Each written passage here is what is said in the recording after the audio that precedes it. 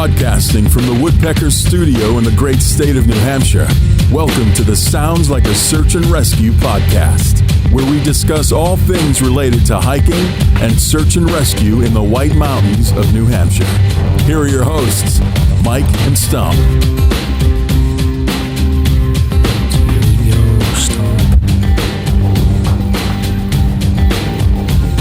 Episode 69.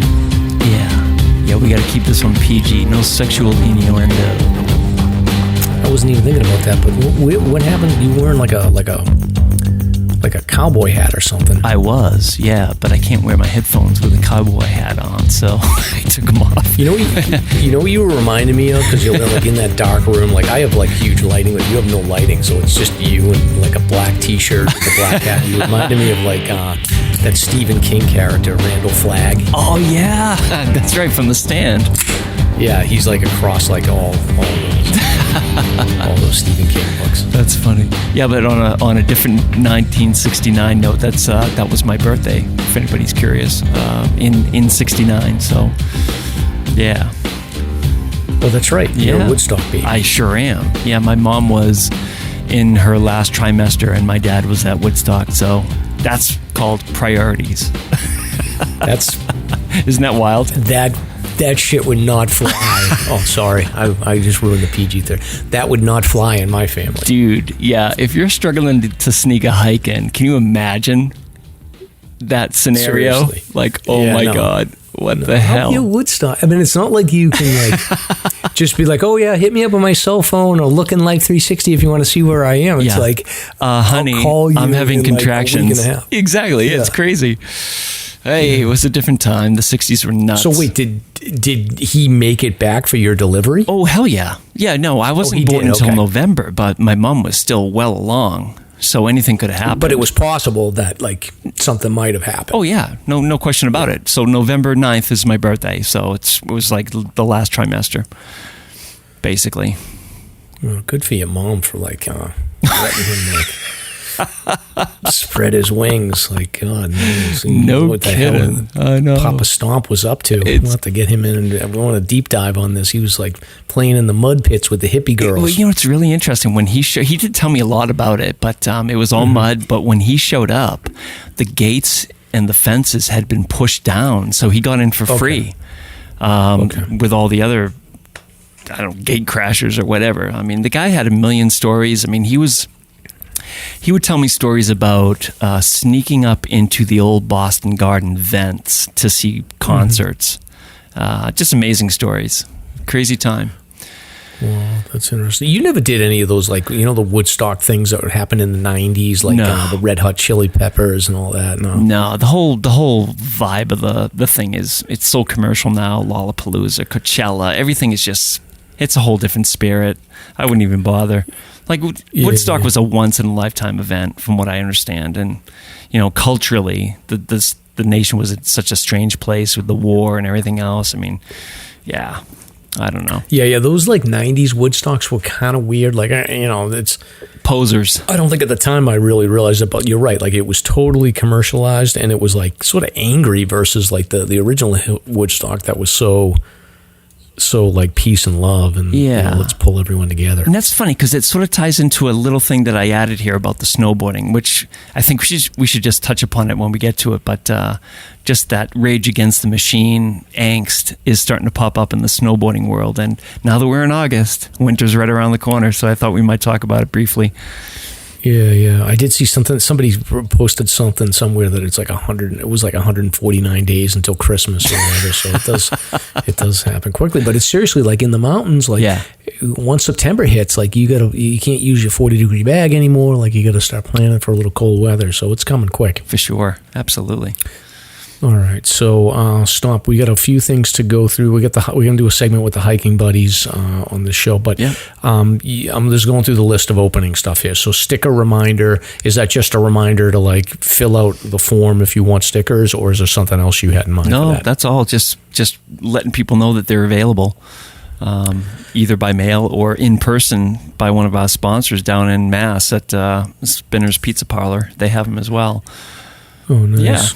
I got to get down there and check that place out. Dude, it's close. Not that far away. Oh, you know what? Yeah. My mother-in-law is dying to meet you. She was hoping that she could have met you when they came up a couple of weeks ago. All right. I'll go down there because my kids all have friends because they go to school in Lawrence, so they have friends in North Andover, that area. Matter of fact, I was down in North Reading today, and so the pizza place is great. But if you're ever in North Reading, if you want the best steak and cheese, the Hornet's Nest in North Reading is a good place to go. Cool name. I'm always on the lookout for a good steak and cheese sub. Oh yeah, absolutely. Yeah. But I'll have to try that. Do they do things besides pizza there? Absolutely. Yeah. You name it. Salads, calzones, the whole thing. Dinners, steak and tips, you name it. All right. I got to go down there and introduce myself and get a steak and cheese. Yeah. Dolls and pops. They'll treat you with kid gloves. They'll roll out the red carpet for Mike. Awesome. Well, I used to work. So I spent 10 years working. I worked at Prince Pizza in Saugus. In Saugus. Wow. On Route 1, that big leaning tower there. All through like junior high and high school, and then into college. And even like when I graduated college, I worked there. I was doing doubles. I worked at a car rental place in Logan Airport for the first few years after I graduated college, and then I was doing hours at Prince as well. So wow. I like the restaurant industry. You gonna make your own place? No, not that crazy. Because that's like a business that owns you. You don't own it. True. But I don't know how we got off in this conversation here, but anyway, if you want stuff. stickers, we'll include it in the show notes. Fair enough. Yeah. So, is Susie and Alvaro after last week? Are they talking to us at this point? I thought it was a great episode. I actually got a text, I think, from Alvaro saying that he enjoyed listening, and it's the same with Susie. I mean, no complaints, first of all, and we did receive a few texts and whatnot regarding the episode, so I think it was really well received. I had a great time in that episode. I thought they covered some really great ground and some deep topics, personal stuff, which is always awesome with a guest, when they can get personal and not feel, intimidated or embarrassed or whatever. So it makes for a really good listen. Yeah, it's fun to catch up too, and it's been interesting watching our extended hiking friend group. Yeah. Evolve over the years, where I think that, similar to what we were just talking about, I think there was a lot of rage against the machine in our crew to start with, and I think that we're all getting older and a lot more mellow, so it's an interesting theme that you see across human nature, I guess. Yeah. Yep, absolutely. Anyway, but yeah, if you haven't listened to Susie and Alvaro's episode, definitely check it out. Some good stories there and some funny stuff. Stomp, you haven't been out hiking or anything? It's your busy season when you're waiting around for calls, but what have you been up to? Oh, more or less just waiting for calls. We actually had a request from Fish and Game to give them some sense of who could show up for rescues over the last several days, because they had some extracurricular things going on and some of the districts are light-handed. So, yeah, I mean, we put the news out to members and this and that, and I just ended up staying home all weekend, and it worked out obviously for one of the rescues that we'll talk about. But honestly, it's not been as busy as people think. There have been a lot of medicals, a lot of extractions, helicopter extractions, but I'm hearing rumors that the Cannon Tram shuttle may even not be in function next year because there's just no traffic. So I don't know where the people went. Wow. Yeah, and I feel like, again, I haven't been keeping track of things as closely as I normally do as far as documenting it, but it seems like there's sort of more there's a less volume, but more sort of high profile incidents that seem to be happening, like helicopters and stuff like that. Sure. And from what I gather, talking to different people seem to be congregating at maybe 3 or 4 of the Appalachia or Ravine Lodge, as opposed to, or not even so much Franconia Ridge anymore, it seems. So I don't know where they're going, but obviously some places are getting slammed, even over here at Welch Dickey. There are days where the cars can be down 1.5 miles, 2 miles. So I don't know what's going on, but I think the COVID migrants that were coming up here in droves, I think they're done with their hiking phase and they're not coming up. I think we're getting back to normal, like pre-COVID volume. Yeah, and it is. Yeah, I think you're right, and I also think, I mean, hopefully, like shows like this, and like people getting on social media, like I hope people are starting to realize that like those busy areas, like there's so many other options. I mean, like I was just talked about a few weeks ago, like up in Evans Notch, like I saw nobody. Right. I mean, even on the Bald Faces, like it was a little bit of a crowd, but not much. Like we had one group pass us that was big, and that was it. Yeah. So there's just so many options to hike, and you don't need to be in these busy areas. Yeah, or maybe the crowds are going to other places, but I don't know. That's anecdotal. I mean, they could be spreading out a little further, which we could hope, I suppose. Yeah. Well, speaking of crowd stomp, I did something. Matter of fact, I want to just share this with the audience because it's actually a cool thing that I would recommend. So we've had people on that have sort of given us advice on cool things to do in and around like the Whites in New Hampshire and Western Maine. So I got one more for you. Mm-hmm. If you're ever looking to like kill an afternoon, or go check out like the Lakes region in Western Maine. Mm-hmm. Every year I rent a boat, and it's always like, I mean, me and Mrs. Mike just like, we'll be cool during the day, but like there'll be one moment like when we're like docking or getting ready to get the tube out for the kids or whatever, we'll just go at it. It's like I'm telling her what to do, she's telling me what to do, and because we rent like a big pontoon boat, and then so we had me and my kids, and Kristen, Mrs. Mike, and then we had my brother-in-law, and then his 3 kids, and then my father-in-law. So there was 9 of us on the boat, and we rent a boat at this place called Moose Landing Marina, which is on Brandy Pond in Naples, Maine, which is right by the causeway that separates Brandy Pond and Long Lake. And these water systems are all connected. So there's a river called the Crooked River that connects from Brandy Pond and goes into this lock system, which connects you to the Songo River, which gets you into Sebago. So we pick the boat up in Brandy Pond, load everything up. I get everyone tubing quickly. I'll toss everyone off the tube for an hour, get that out of the kids' systems, and then we'll go down this like little tiny river, and you go into this locks, this lock. Mm-hmm. And if you're not into boating, like you can still drive up to the lock, and people will just sit there in their like lounge chairs. Yeah.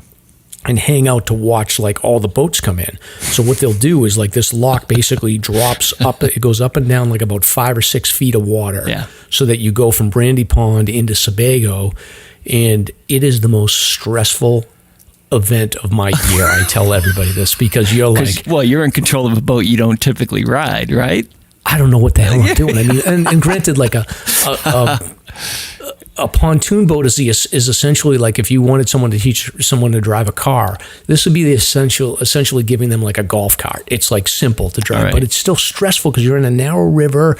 Dude. You got to maneuver through, like you got maybe 2 feet on either side of these big pontoon boats that you got to maneuver through. Oh yeah. And then like nobody has a clue in the boat. I'm telling Mrs. Mike to grab something, and then I'm trying to get my brother-in-law to do something, and then somebody screws up, and then I get mad, and it's a whole thing. Well, here's the parallel, because that's my experience on a snowmobile. I had never done one before, and they hired me. They're like, have you ever tried it before? I'm like, no, but I'm a quick study, and they threw me on this massive engine, and I had to figure it out really quick, so I totally get it. Like, holy moly. Yeah, so, but it's crazy. So we made it through. So the lock is super cool. It was built in 1830, and it's still like the same. I think they rebuilt it in like 1911, but it's basically like they just pull this big, like these big doors open, and the boats go in. It can fit probably about 12 big boats in the lock at its maximum point. And then you have to pay like $15 or somebody there that's inspecting the boats to make sure they don't have any milfoil. And then there's the guy like does this big wheel that like opens up the water flow or releases the water, and then you either drop down or you rise up depending on what direction you're going in. What's milfoil? Milfoil is like an invasive plant. Okay. So when we had George Pelletier on, he had talked about it a little bit, but it's an invasive plant that attaches to the bottom of boats, and then like it will just ruin a river. Interesting. So anyway, but if you're looking for something to do, like there's an ice cream place right there that you can just get ice cream and then sit and watch the whole scene. It's pretty cool to just go and hang out and check it out. So it's called the Songo Locks, and I highly recommend it. That's awesome.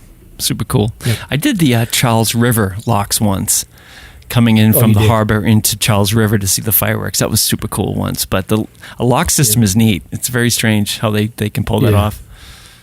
Yeah, it is cool. And it's like the boat thing is so stressful because like Mrs. Mike and like the kids and my brother-in-law, like they literally are just waiting for me to screw something up the whole day. And then I'm stressing out about I'm not going to screw anything up.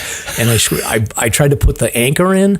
Have you ever dealt with an anchor on a boat? Like it's like this thing that flips and you got to hook in it. It's got to hook into the sand. And like, oh yeah. I tried to put it down and the boat just like, I go swimming and I look at the boat and I'm like, the boat's going away and it's heading right towards this $100,000 speedboat. And I'm like, oh my God.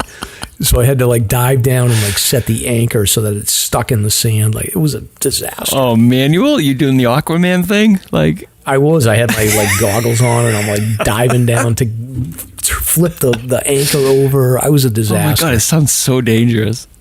Oh, it was so stressful. I'm like, and I'm paying like $500 for that to torture myself. Yeah, like you might want to hire a Fish and Game CO to just sit on your boat, just with you the whole day, just in case. I know. I need one of those like below deck cruise ones. Anyway, that's my boating story. So, wow. If you know how to boat, next time you can come with. Somebody in the audience can come with me and drive the boat. Last time I was on a boat, I was like a teenager, and I was sick to my stomach the whole time. I did not have a great time. It was a sailboat.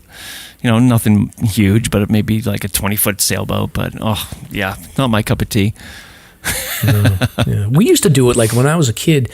My friend had a house in Long Lake, and we would go through when we were like 16 years old. We would go through this lock system by ourselves, no adults, and then we'd go over to Point Sebago, and we would always have friends that were staying over there, and we'd just go chase girls, and unsuccessfully, of course. But we would just we had a boat, so we were like the kings of the summer. It's so much fun.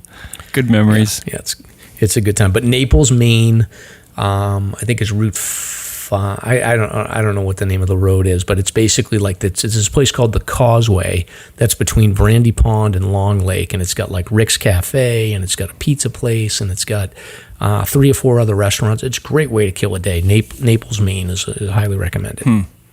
Okay, sounds good.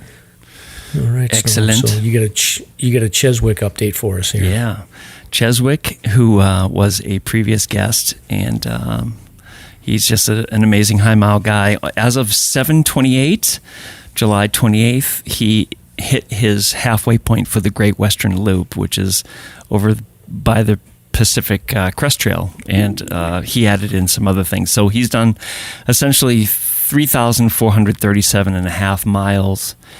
He's 100 days in, so he has another 100 days to go. Can you imagine this? And I mean, I don't think he's hitting 34 miles a day, but that's the average if you divide it out, which is... Yeah, he's probably got a couple of rest days in there and stuff, so it's probably a little bit higher, actually. Yeah, absolutely. So pretty awesome. We'll get him back in towards the end and interview him and see how that went. I know he's hit a ton of high snow, which has been problematic for him, but he's still plugging along. That's good. Yeah, I know the PCT, there was an article that came out. I'll link this in the show notes, but I think they had to evacuate like 60 hikers. So somewhere in like the California-Oregon border. Yeah. So there's a lot going on there that I don't think they're going to be able to they're going to either reroute it on the roads or they're going to have to just like skip that section. But I'm assuming that Cheswick probably already cleared those areas by now. Well, hopefully. I mean, they're running out of time too, if you think about it, for the higher elevations, for sure. Yeah, and I know our friend Matt, who was on the show, he's on the PCT. He had to skip some of those sections and was planning on coming back down to do Northern California or something. But I think he's in Oregon or something. But they've actually had a couple of nice days. He's been on the river. He's been taking some 0 days and having a good time. And he seems like him and his wife Hannah are doing really well. On the high mile kick, Larson has some news too. Larson Ojala, who finished the Lodge to Dodge first, followed by Steve. He just did 3 Pemi loops straight, nonstop. That's 100 miles. So he took the Lodge to Dodge, which is 70 plus miles, and just banged out a triple Pemi. On the first day he was with Steve. On the second day, he went solo for the second loop. And I don't mean to say day, I mean loop. And then on the third attempt for the loop, he was with two of his buddies, Travis Mahonen and Kyle Richards. And yeah, pretty amazing. He's crushing it. Did he do this and did he give you how much total time it took him? I posted it on the Instagram story, but I forget. I think it was somewhere in the vicinity of 24 to 28 hours, something like that. Oh, wow. Yeah, so he was cruising. Yeah. Yeah, because I think most of these people that do a single day PEMI, the goal is if you can bang that out in under 10 hours, right? That's impressive. That's crazy. Yeah, but, we'll have to correct it because I know it was in the 20s, but whether it was mid or high 20s, I can't quite remember. But hell, awesome. And he just sent me a picture of a sticker that he got for the Lodge to Dodge. How cool is that? It's on his car. That's awesome. Yeah, it's wicked cool. Great PR for that little route that we created. Yeah, well, congratulations, Larson, Absolutely. and all the support team. That's crazy. I will also be doing a PEMI loop. Soon? Yeah, I think I'm going to be out there August 12th to the 14th. I'm going to be on the PEMI if anyone's out there. I think in 2 days. I'm doing 3. Yeah, so we're going to go 2 nights, 3 days, basically. Yeah. So we're going to go in from Lincoln Woods on Friday, and then I think go somewhere. And then second day, we're going to probably camp out at Garfield tent site and then just finish out the third day. Excellent. Sounds good. So, I'd love to do it again, but my mileage is nowhere where it should be to do it safely. Yeah, I was thinking, I don't know. It won't be crazy days. I think the third day will be long. Sure. Because you got to come up from Garfield tent site and then go over the ridge, and it's hot, man. And then coming down Osseo is a pain, but yeah, for sure, no doubt about it. Well, good luck. Keep me posted on that. Yeah, I won't be carrying anything weird here, Stomp. Not like this hula hoop hiker.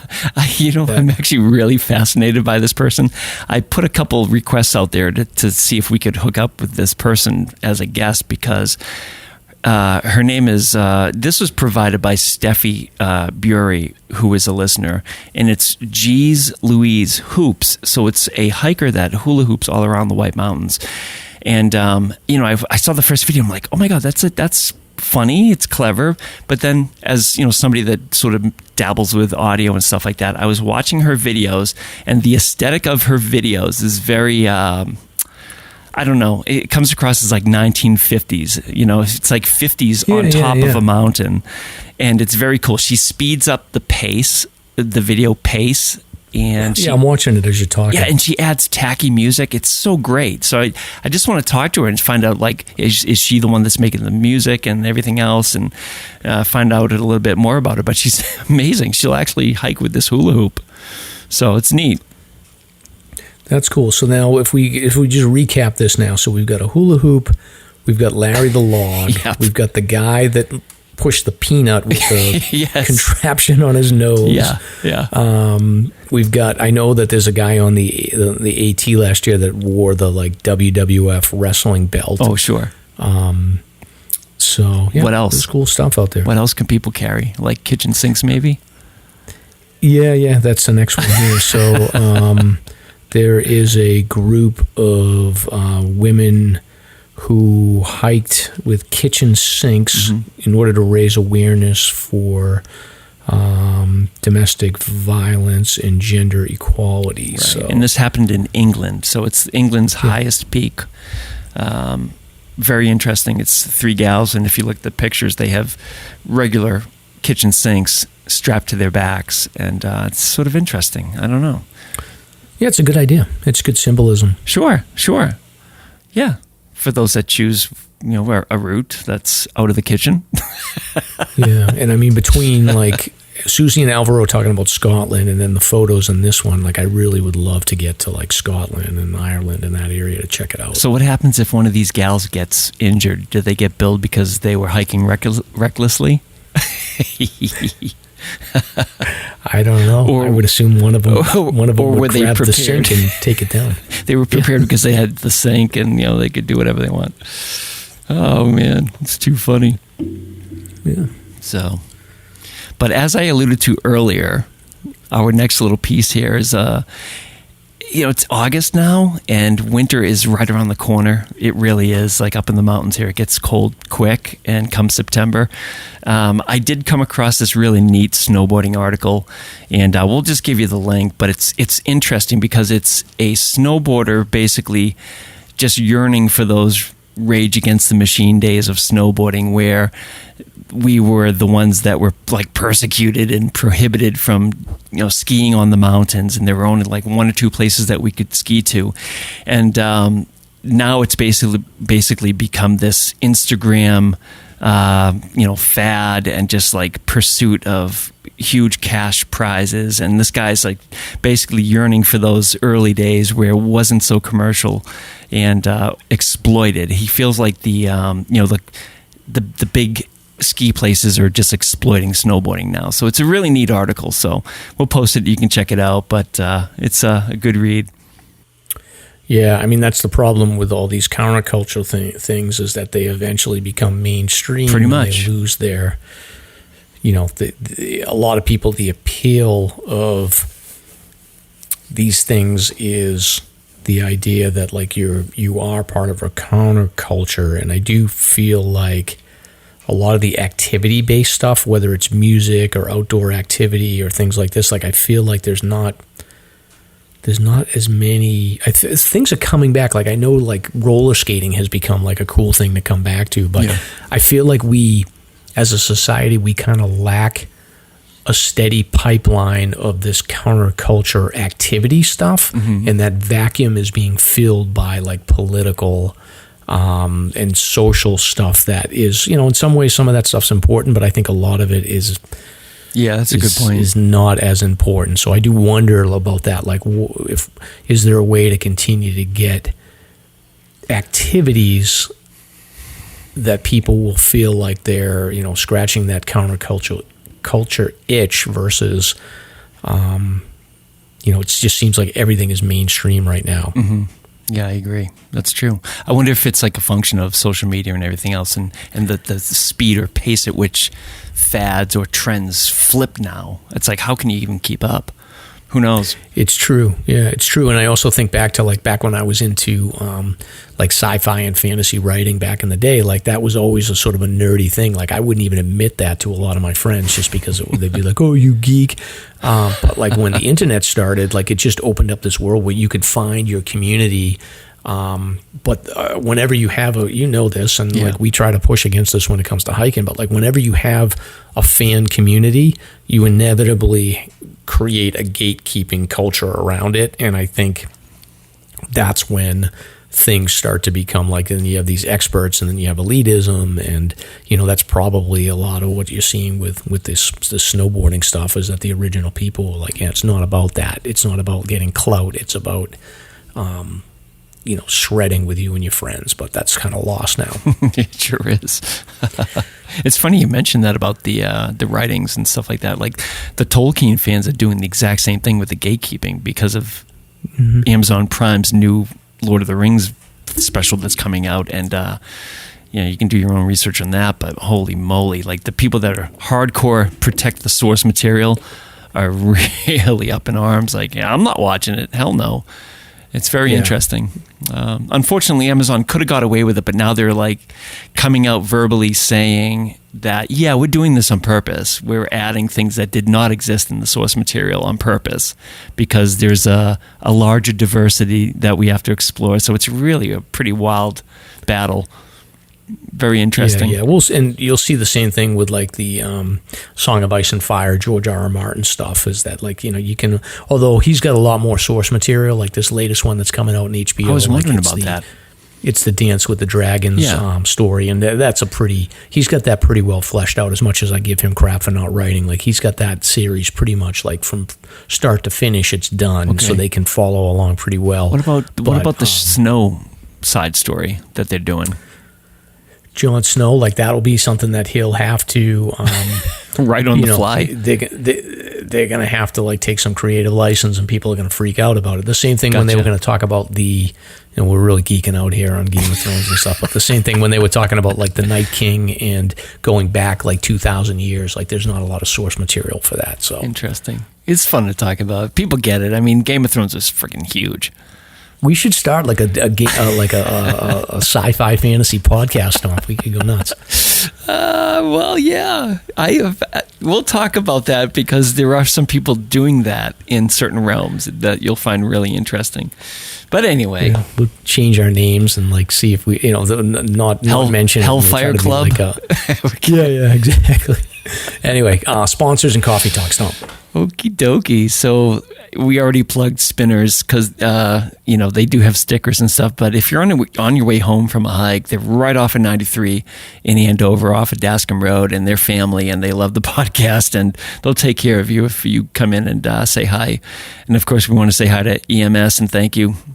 Your Northeast go-to for outdoor gear, guidance, education, and more since 1967, 2 years before I was born.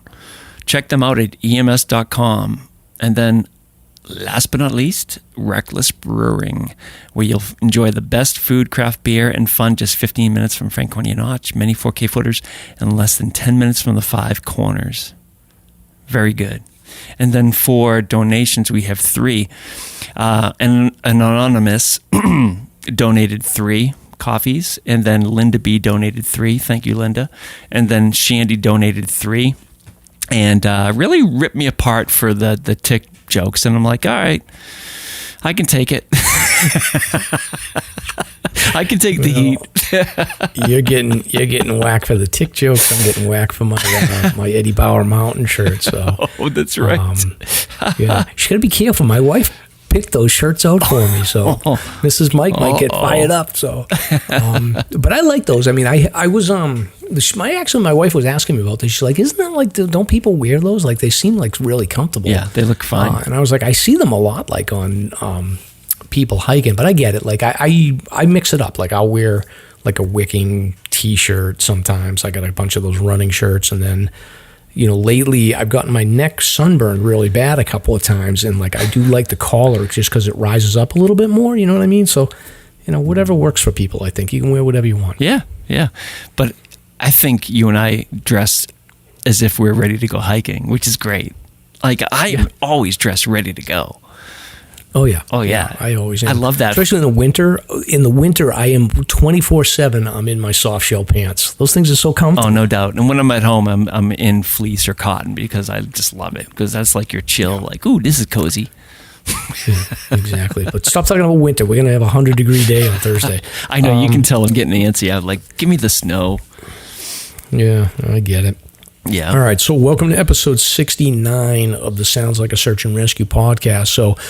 This week, I went rogue and I lock Stomp out of this section of the segment. So he's going to be locked in the Woodpecker studio while I get out and conduct an interview on my own. So I reconnected with Ben and Julie from the Hiking Buddies to catch up on the latest goings on with the region's largest hiking group. So they're busy planning their Mountains and Microbrews event, which is coming up in September.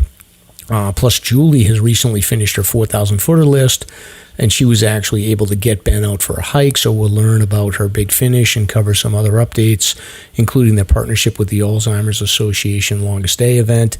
And it was just good to catch up with that crew and find out what they're up to. And, we cover a bunch of different topics there. So really good segment. And then later on, we will bounce back and we'll grab Stomp again and do some recent search and rescue news. So I'm Mike. And I'm Stomp. Let's get started. All right. You drinking anything tonight, Stomp? Yeah, man. I have found, this is one of our favorite beers, Mrs. Stomp and I. It's the Erastus, Erastus by Schilling. Can you see that? I'm showing Mike. It looks good, yeah. Yeah. Oh, it's so good. Look at the percentage, 9%. So it's like an Abbey Ale. It's beautiful. It's such a delicious beer. So we found it down at the Campton Cupboard of all places, and it cost basically like a home loan. I had to get a loan out to purchase it, and then once I signed all the paperwork, they gave 4 of these to me, and it was just awesome. Yeah. Do you have like a number that you you like think twice about, like for me, like with these 4-packs of IPAs, like I think pretty much like I won't bat an eye if it's like $12.99, $13.99, but once it gets up into that like $15, $16, $17, then I'm like looking for some packaging that I like. Absolutely. Yeah, it's crazy. I mean, I can't explain the prices, but I think some of the local smaller stores are just more expensive anyway. I don't know. Yeah. And I think it's like, I feel like, and I don't know enough about this. I know a guy that might be able to, like Steve would be able to give us some insight too, but I know another guy that might be able to give us some insight. But I do feel like I'm less concerned about paying more money for beer if I know that it is going to support like a somewhat local business. Like I'm not as concerned. Like I'd rather pay $18.99 for a 4-pack than spend it on like a Budweiser or a Coors Light or something. Sure. I think the overall price would be around $13 for a 4-pack of a craft beer. When it gets up around 20, you're starting to think, somebody's sort of making a huge profit here. Yeah. Although, you never know like what goes into these things. That'd be a good thing. We'll have to remember to ask Steve next time he's on. Sure, absolutely. But anyway, I'm still making my way through these True North, got a True coast to coast American summer IPAs. So I still I had one with Susie and Alvaro. I have one tonight, so it's like once a week. Okay, so I have figured out the arithmetic on these beers, though. It's like Steve told us about this. If the percentage of alcohol is higher, it's sweeter, and that's been my biggest problem with the taste of the IPA. Those lighter IPAs just taste like ugh. Too bitter for you? They're bitter. They remind me of grapefruit for whatever reason. Then I don't know. Yeah, so I like the sweeter taste of beers, and that's why I think I go with like the lagers generally, or like a stout. I don't know, it's fascinating. Yeah, no, I get used to it. And the thing I do like about these ones is even though they are like a little bit bitter and they do have that grapefruity taste, it's like I don't feel the pressure to. I feel like when I used to drink in college, like there was this pressure to like keep up with everybody else and drink. Like, I got to drink like a 12-pack before I go out to the party and all this crazy stuff. Geez, and now it's more like you can't. I mean, maybe some people can pound these, but like the idea of pounding an IPA just seems like crazy to me. Yeah. Hell no. Yeah. Not if you're getting behind the wheels, that's for sure. Oh, by the way, this is important. Did you hear the story about the guy in the car that got arrested in Woodstock for driving 160 miles an hour in his Corvette? Was he on 93? Dude. Oh, yeah. This is in the morning. He's driving 93 north, 160 miles an hour. The state police can't chase him for safety, so they put an all-points bulletin out, or whatever the term is.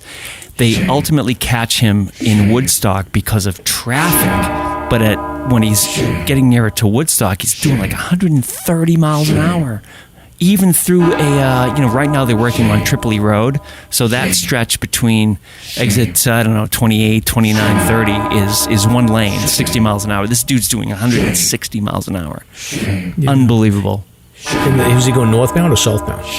I think northbound because of the way they describe the traffic and the work areas. Like I said, south of Woodstock, they're working on a bunch of roads, so I think they were going north. The report is on Instagram, the New Hampshire State Police, but you got to read it. It's crazy.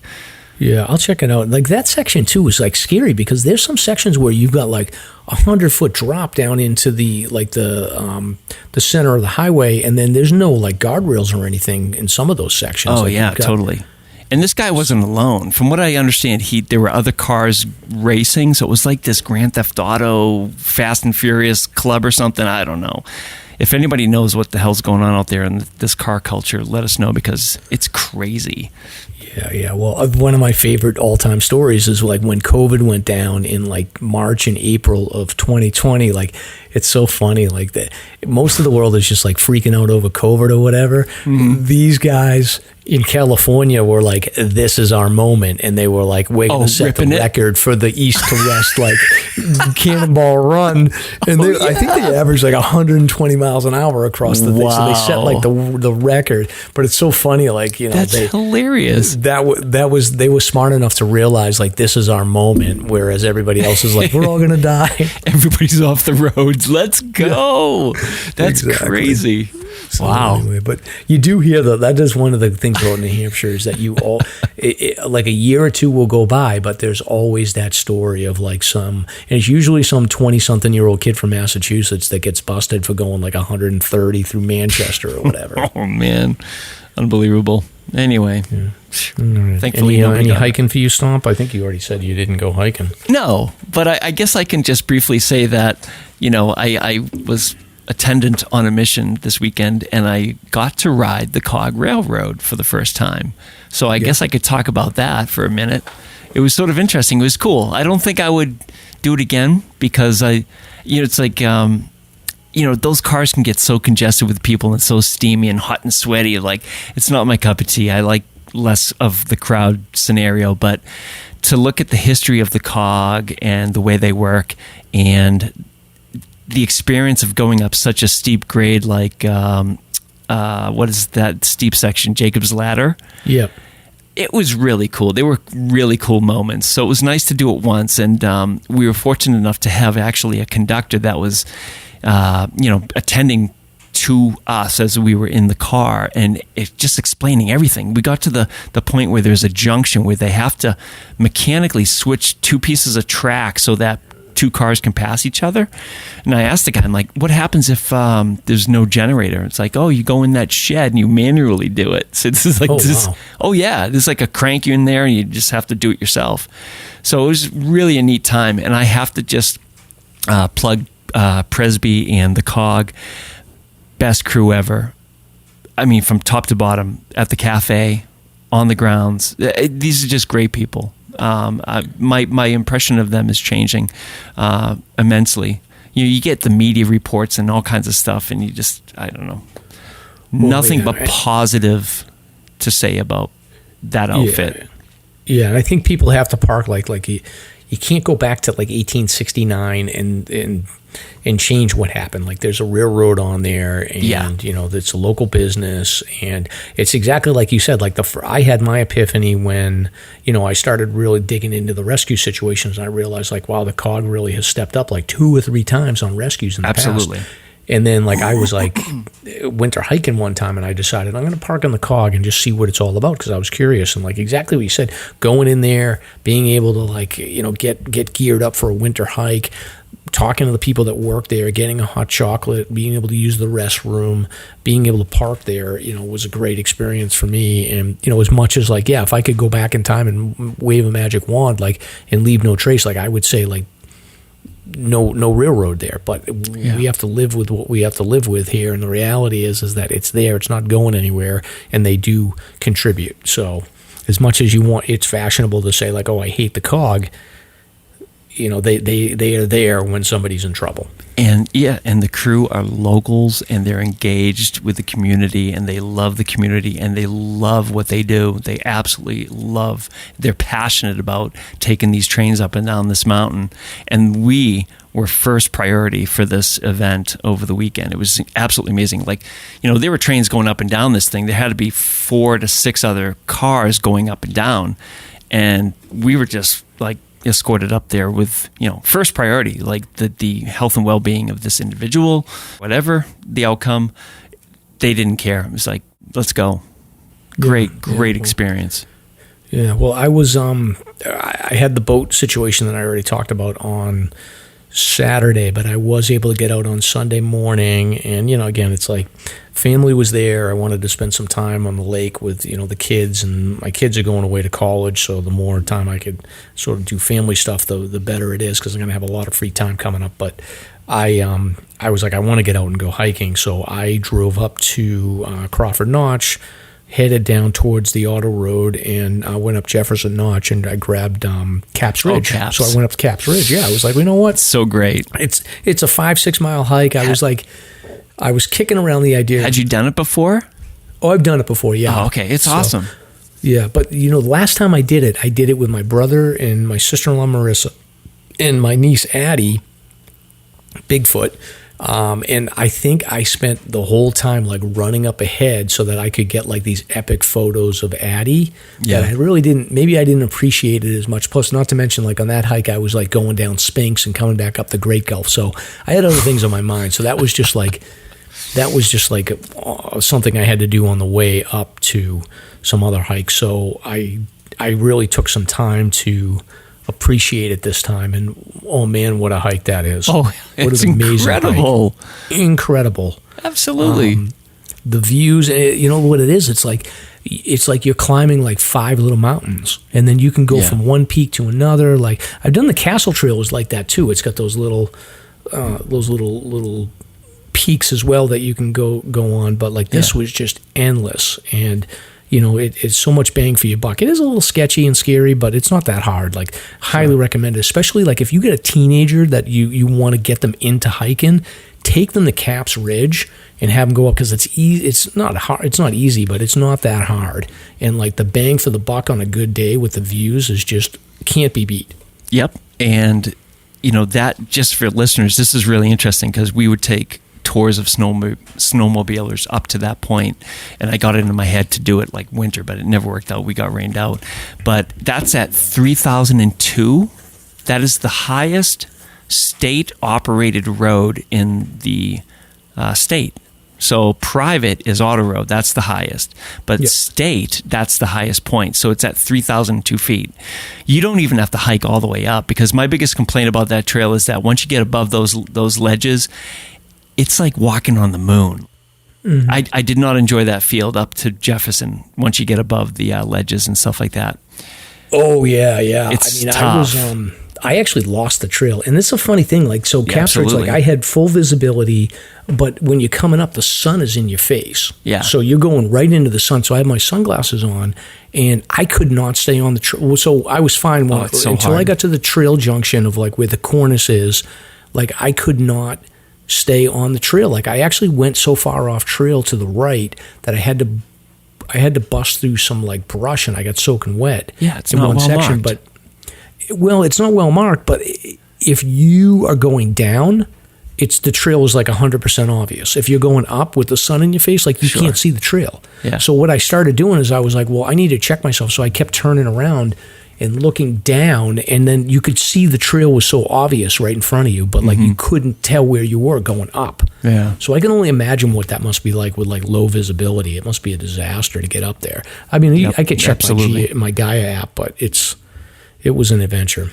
Yeah, but last point on this, that first big rocky overlook that you reach when you bust out a tree line, if you're a family and you want to get your kids up to a really great sunset spot, that is probably one of the best spots in the region.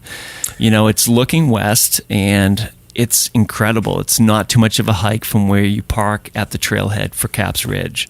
Yeah, no doubt about it. Matter of fact, like if you had somebody that wasn't in good shape or whatever, you got it. You could absolutely hike to that. I think that's about a half a mile in. Yeah, it's not bad. It's maybe like 300-400 feet of elevation gain, and then there's like this little rock that you just pop up on, and you can just see like down into like Crawford Notch Valley. You can see the Omni Hotel. You can see out to like Bretton Woods. You can see the Sugarloaves. It's just unbelievable. So you're at the height of basically Mount Chicora.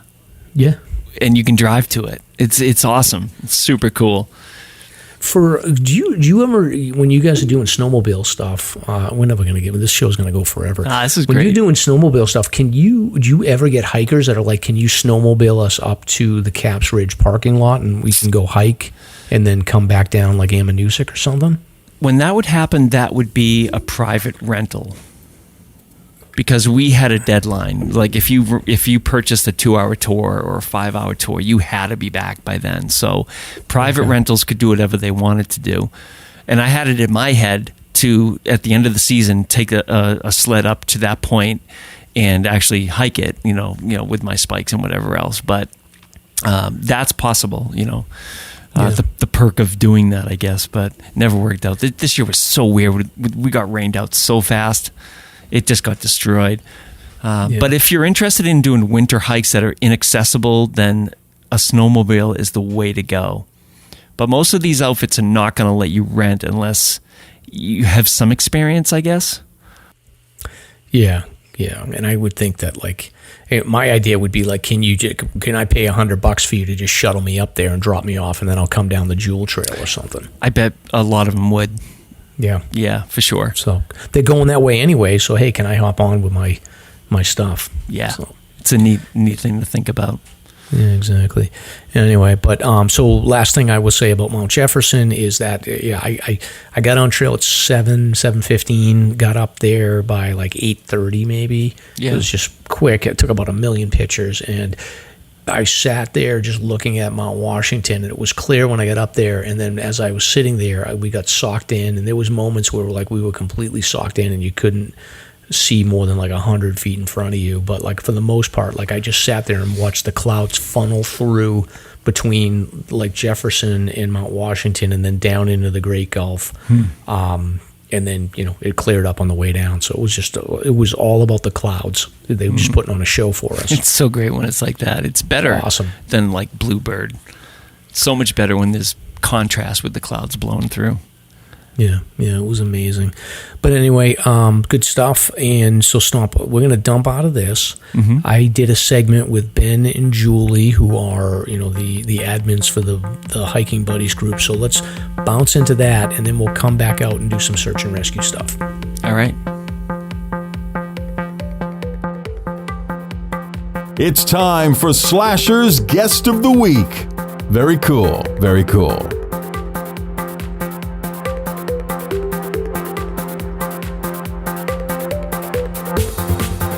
And we are recording now, so everything you say can be used against you. Julie, how you doing now? We got your technical stuff all sorted away here.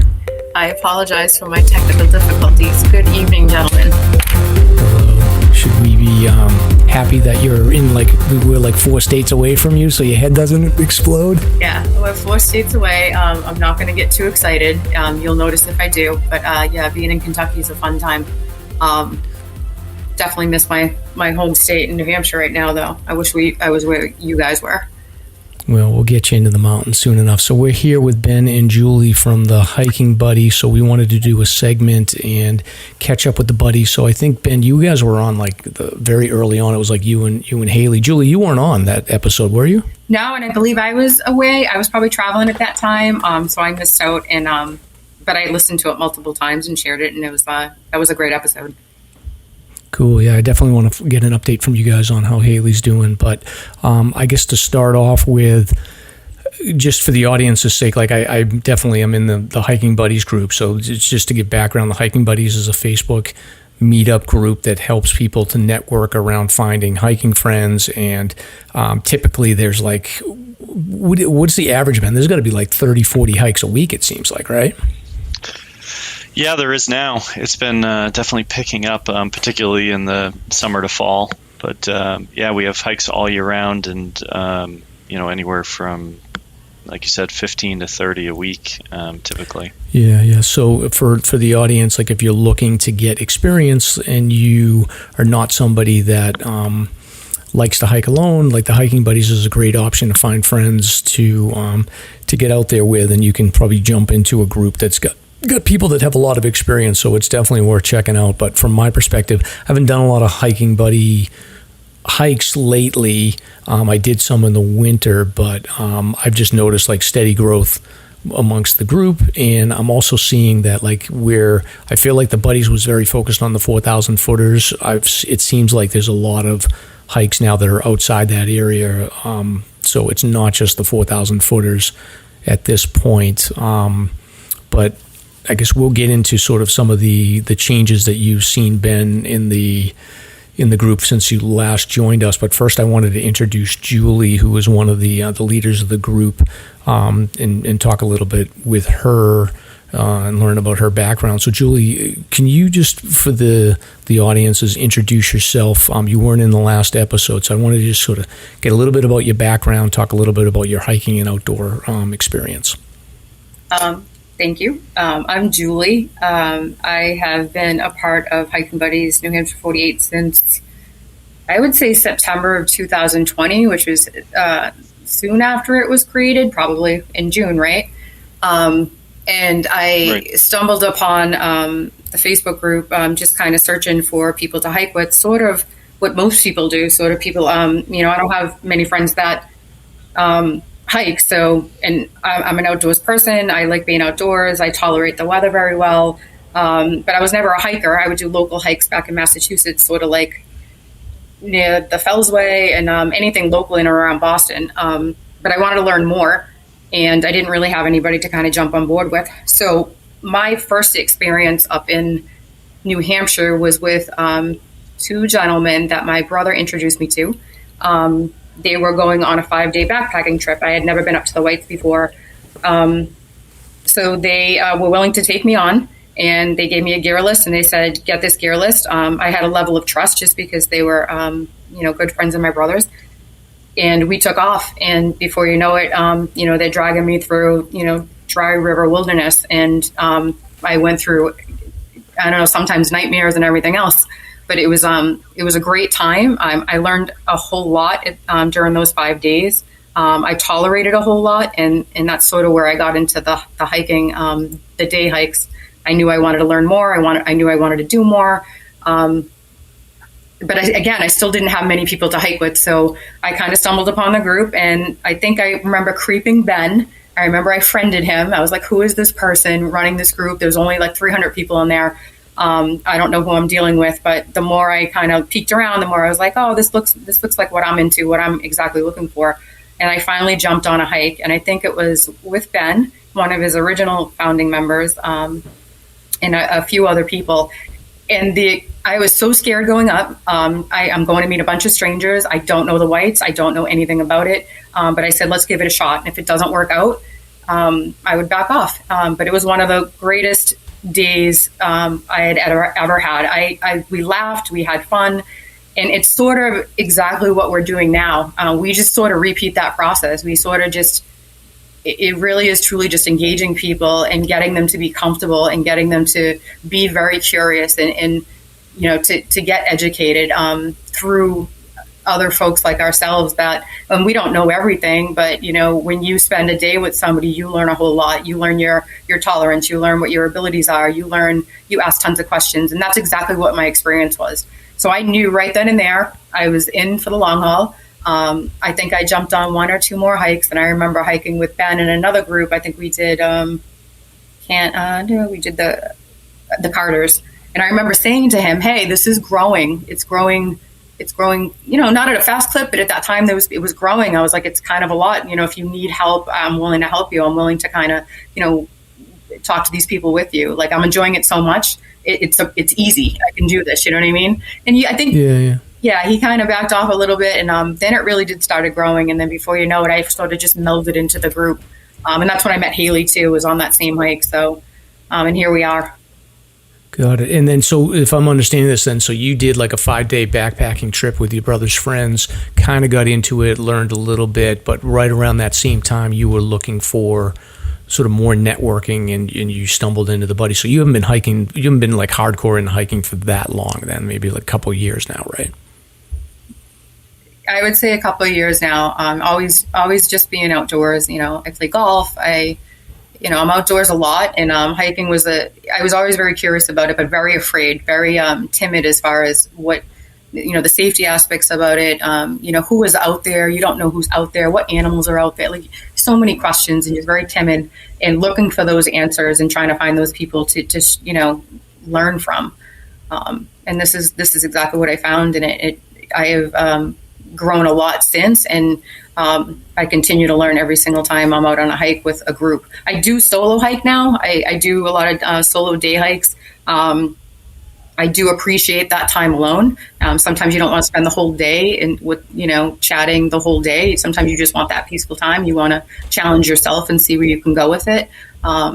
So I do solo hike here and there, but I appreciate being with others too, because it's not about them carrying me up the mountain. It's more about what can we learn from each other? How can we be curious with each other? What can I teach you? What can you teach me?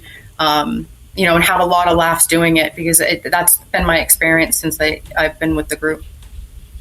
Awesome. And then you have been focusing on the 4,000 footers, I think, but you recently completed that like a couple of months ago, right? Yep, I completed it. I think it was Memorial Day weekend.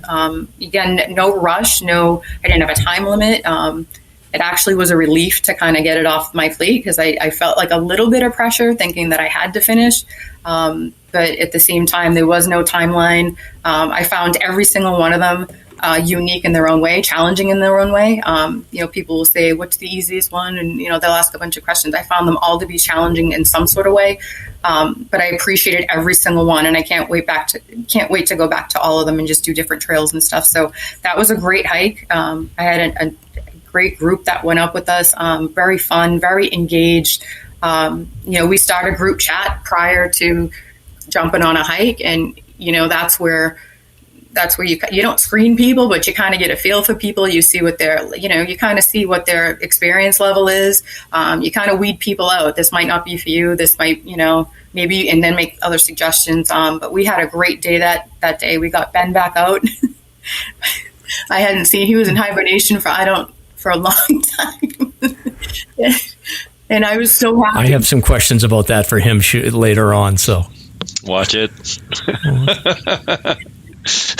We had a great day that day. A lot of laughs. The weather was perfect, and my first hike was with him, and that finish was with him, and it couldn't have been a better day. I'll appreciate that for a long time. Awesome. Now, one of the things that, and I've talked to Ben about this before, but my big hesitation with like these group hikes, especially with the people that you don't know, is, me personally, I feel like always responsible to make sure that like everybody has a good time, and like I sort of feel like and I don't know why, but like I feel like I would be responsible in a lot of scenarios to make sure that I'm watching out for everybody and that they're all having a good time. But also, as I get older too, like there's a little bit of that sort of like trepidation around, like, okay, if I'm hiking with a bunch of young people, like, can I keep up at this point? So like pace concerns, sort of your position in the group, and then my biggest fear would be getting sort of with somebody that was either not a nice person or sort of brought like a bad energy with them. So can you talk a little bit about that? Like, and I don't feel like, I feel like most of the hikes I see, like everybody's showing great pictures and having fun, but can you talk a little bit about your perspective about these group dynamics that people need to be aware of when they're doing buddy hikes? It's great to point out, because it truly exists, and that comes with experience and knowledge, and it comes with you doing a couple of buddy hikes and knowing your group. And there's a touch of anxiety with me when I do plan a group hike. And it is so people have a good time. It is like there's so many what ifs. Like, and now my approach has been, who am I with? I know who my strong people are. I know who may struggle. And I do that background research going into it. But you wouldn't know that when you're posting your first buddy hike. You wouldn't know, you're not necessarily screening them up and down, but you don't know who you're hiking with.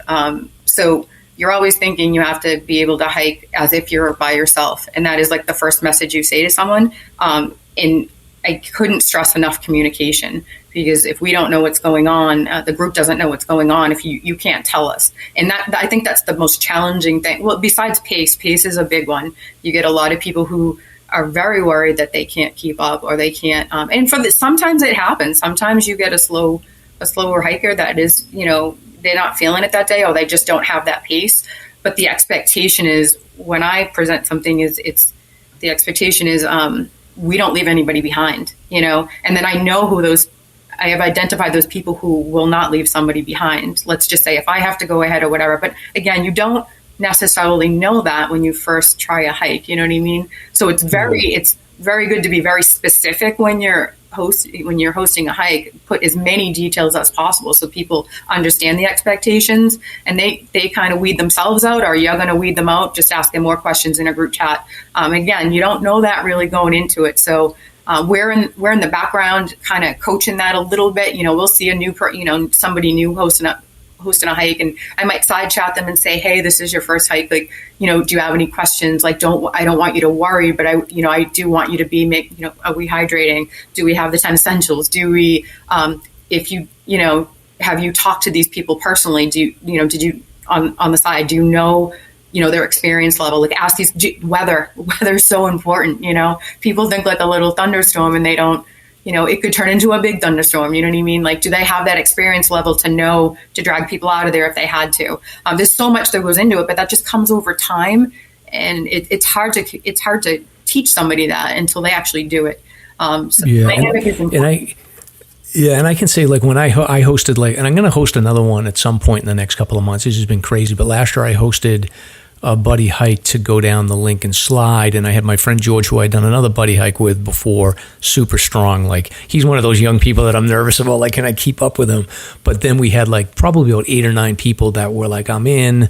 And then it's like, kind of like you said, I was like, look, I want to make sure everybody understands, like, we're going to be going off trail, we're going to be hiking down a drainage, we're going to be bushwhacking in the Pemmy. Like, you need to, and we're going to be going 18 miles or so. And, through those conversations, I think it was about 8 or 9 people that signed up. And at the end of the day, we ended up with a group of, like, I think 4 or 5 of us. And I was, like, so nervous because I'm like, first of all, I want to make sure that everybody has fun. Second of all, like, what if somebody's, like, really, like, not up for this? Because this is going to be a major hike. But, like, within probably about 2 miles or so, I was like, all right, this is going to be perfect. Of course, I ended up getting us lost, and we're like bushwhacking through the middle of the Pemmy, but we found our way through. But it ended up being fine. So I do think that if people are hesitant about all these things, it sounds like what you're talking about. Like, there is a lot of pre-screening that goes into it.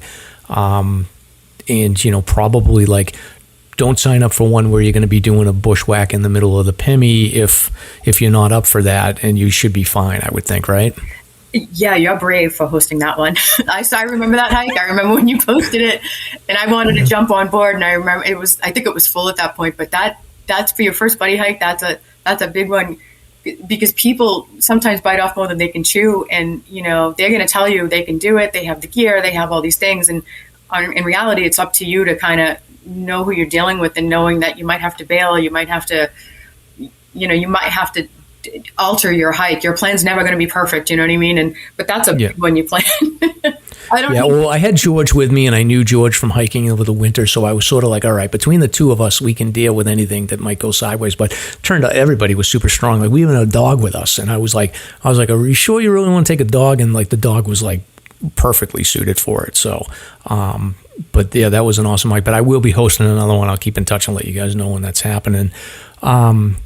But as far as the other thing, what I want to ask you, Julie, is, like, I need to know, like, is there any hiking weddings that have happened, any hiking buddy babies that have happened? Like, we need to know, like, what's the scoop on that? So it's a great question.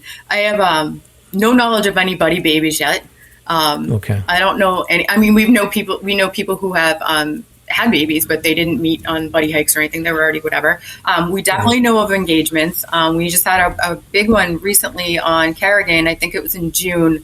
It was really sweet. I'm not going to mention names or anything, but it was really sweet, and they posted some great photos. And I don't think it was completely a sunset, but just so much love poured out of that. And now we're trying to invite ourselves to their wedding when it finally happened. So, and we had early on, we had a couple that was, they ended up hiking, just the two of them, after so many buddy hikes. They actually left the state. So we have a few people that there are connections, no doubt about it. There are connections, and it's so obvious when you look at photos or if you're with a group or whatever it is. And there's some great. I can honestly say, like, it's probably better than any online app. If you were looking, that's what I'm saying.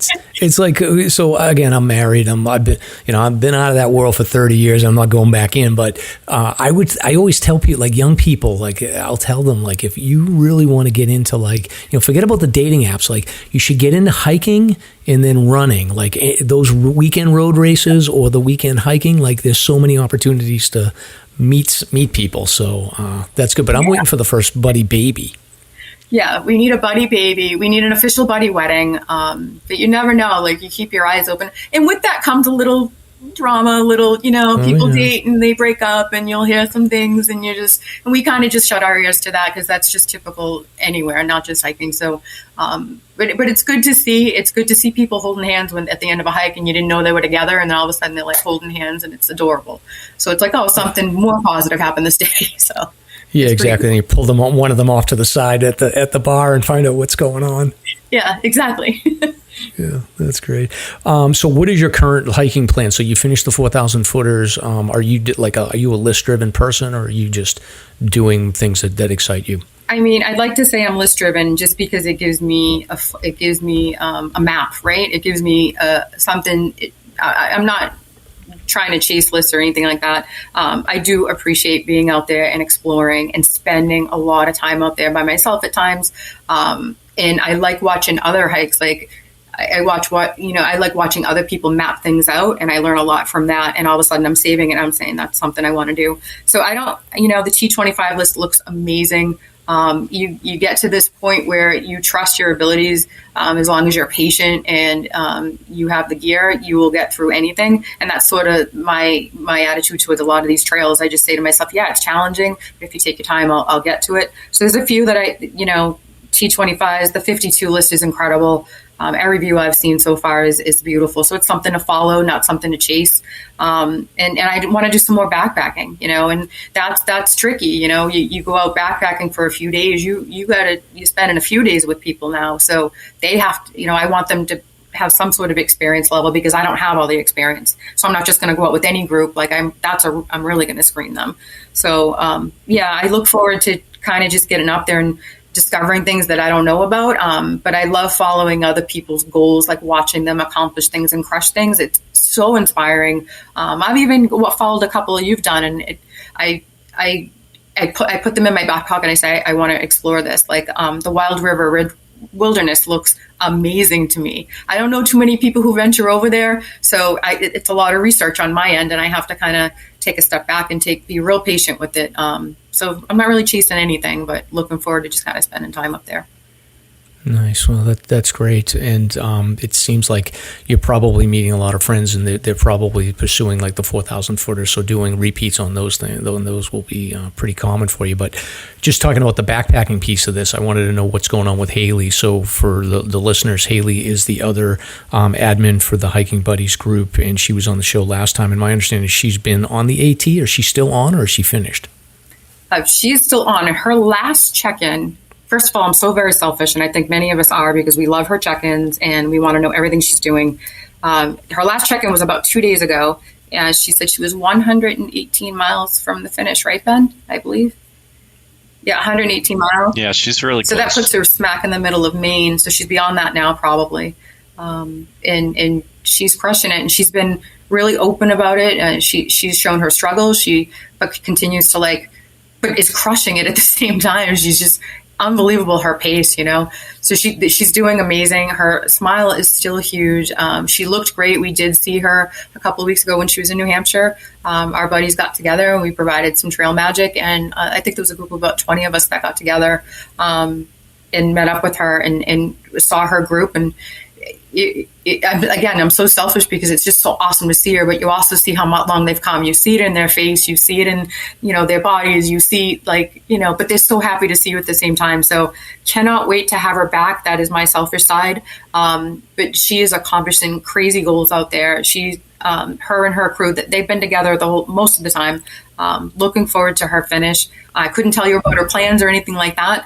But I can tell you that she's shared her journey with all of us as far as, social media and some side chats here and there. But she's doing very, very well. I can't wait to see her again. Awesome. And then did she start by herself, or did she have a group of people that she started with? I believe she had one girlfriend she was hiking with. And then very quickly, I would say within a month, there was 4 or 5 of them, I believe. Yeah. And they've been together ever since. And that's a good lesson for people that are thinking about, if you do want to do a through hike. I hear this story so many times. Don't worry about I have to go with 5 or 6 friends, or I'm afraid I'm going to not meet anybody. Every single person I know that does the through hiking, that sticks with it, ends up finding their trail family and getting connected with an awesome group of usually lifelong friends. Yeah, that's for sure, and it's very evident. They almost feel like family when you see them, because we've heard about them. She's told their story a little bit. So you kind of, when you finally see them, it's just, it was great to witness, and it was great you can tell that they've been through a lot together, and it was awesome to see, and they will be lifelong friends. That's my guess.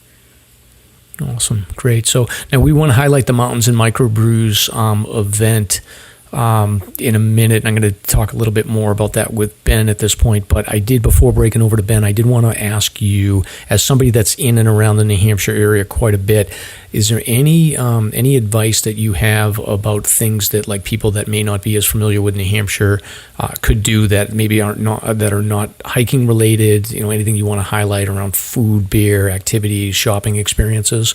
What's your best secrets?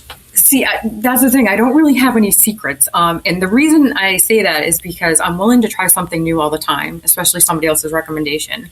So I'm willing to try, a new restaurant or a new brewery, or I love when somebody drags me somewhere, or, here's this watering hole and where you can go swimming. Like, I love when somebody points it out, because I'm just, I want to know where these spots are too. So, but what I can say is everywhere I've been, whether it's a restaurant, whether it's a hostel, whether it's a hotel, whether it's a brewery, anywhere I've been, the staff and the employees are the most helpful, friendliest people, and are so happy to have you there.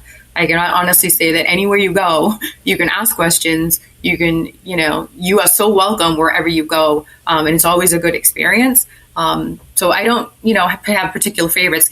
Sort of some of my favorites are so crowded anyways that you want to steer people away from them, because I have to wait to get into them. So yeah, exactly. Yeah, but I can honestly say, like, it's just genuine people up there that love to share information. They live there, work there, and they've been there forever, and they're waiting for you, and they're ready to welcome you, and, like, just ask them any question you want. I've gotten unbelievable information from them, and they're just so willing to share and happy to have you there. So wherever you go. Yeah, New Hampshire's a great state. And then, Ben, you're probably like Storyland and Santa's Village at this point, right? Yeah, to be honest with you, I haven't been to either of those, but my son has. So I've managed to avoid both of them, but we do other things up there for sure. But for the most part, more of the outdoorsy type stuff for me versus the theme parks. Awesome. And then, so you had a little bit of a break from hiking, and you finally got out with for Julie's 4,000 footer finish. Can you talk a little bit about, like, getting back into it? How are the hiking legs doing? Oof, that was rough, to be honest. So I don't winter hike. In fact, I'm a pretty fair weather hiker most of the time. I get a lot of grief from a lot of people, within the group for that. But that was the first time I had been out since I think August the prior year. So it was August to May 29th, I think was your finish, right, Julie? So, the hiking legs were jello. The good thing is we had people of all different paces come out for Julie's hike. So we were talking about pace earlier. It was well communicated. There was a big group of people who wanted to support Julie in her finish. So we broke up into different groups right off the bat. So we'd be split up, and the faster folks sort of went a little bit ahead, and then we played catch up. I wanted to stick with Julie. It was her final. It was really the reason why I came out, was just to support her. I wasn't able to make Haley's, and I've lived with guilt since Haley finished her 48 because I wasn't able to make it. So there was no way I was going to miss Julie's, particularly on a holiday weekend when I had some free time. So, but I met a lot of great people on that hike that I wanted to meet for a long time. You see a lot of personalities in the group. There's a lot of regular commenters and a lot of regular hikers and people that you've either hiked with in the past, seen at an outing, or just really wanted to meet. Like Andrew Barlow would be like the perfect example for me. That guy makes me laugh like probably more than anybody that I know, and I've never met him in person until Julie's hike. So he, that was, I was really excited just to meet Andrew in person. He's like a celebrity on the page now, I think, because he's ridiculous. And then Brian Chase and Chase Hall. I've hiked with Chase Hall before, and just a lot of great people on that hike. The original hiking buddy Phil DeFeo was there. So it was just a lot of fun. So I was glad to get back out, and it was a good prep for the Pierce hike that I did for the Alzheimer's event as well, the longest day. Awesome. And what was the mountain that you finished on, Julie? I finished on Jefferson, and we did that Castle Trail up, and we went Castle Ravine down. And we had some challenges that hike. We did have an injury. We learned a lot on that hike too. It was a lot of fun and games for a while, and then we definitely laughed, like he was just mentioning. But we had some moments where it's challenging, and we did have an injury. But we all made it back down. We actually took 2 separate ways down. Some went down Castle, and some of us went down Castle Ravine. Yeah, that's not a get off the couch hike, Ben. So I did want to. Yeah, it was definitely a tough hike for somebody who hadn't done any exercise and probably longer than I'd like to admit. I did want to. You mentioned pace and energy and sort of those things when you go into a buddy hike, particularly with people that you don't know. And I wanted to jump in earlier, but I didn't. But one thing that I would recommend if any of your listeners are planning on either joining or creating a buddy hike is that really is the only complaint that I ever get is pace. And the problem with it in almost 100% of the instances is that there's just not enough communication beforehand, or I guess self awareness beforehand. There's nothing wrong with hiking slow at all. Like, in fact, I would say that some of the people that have the most fun in our group are slower paced hikers who. The reason why they love the group so much is because they can find their turtles, right? They can find their people, and they can enjoy those slow-paced hikes. That's fantastic, and 100% why we're here. And there's, I think the right pace is whatever pace you enjoy, right? So it's just about making sure that the people that you're hiking with have that same understanding that, hey, listen, like, I'm going to be frank. I'm going to be taking my time on the way up and really, enjoying myself and not pushing it and taking frequent breaks. And that's how I hike. Are we a good fit? And they may say, yeah, that's how I am too. Or they may say, I'm a little faster, but I don't mind going slower, to have some company. Or they might just say, hey, this isn't a good fit. But if those conversations happen in the beginning, then I think you avoid that entire situation. And 99% of the time, it's a good hike. People enjoy it. They have a great time. They usually meet good people and have great conversations. That's the one thing that I would say, for anyone listening is just make sure you just, hammer that out ahead of time. And then you don't have to have those concerns and those anxieties when you go to the hike. Got it. And do you, and I don't know if you have any insight in this or not, but do you see like any sort of types of hikes that are underserved from the group? I think obviously like you get a lot of 4,000 footers, but like, do you feel like there's not enough people doing 52 with the views, or not enough people looking at Western Maine, or not enough people doing like the terrifying 25 sort of hikes? Or do you feel like there's a pretty good balance on the types of hikes that are being done?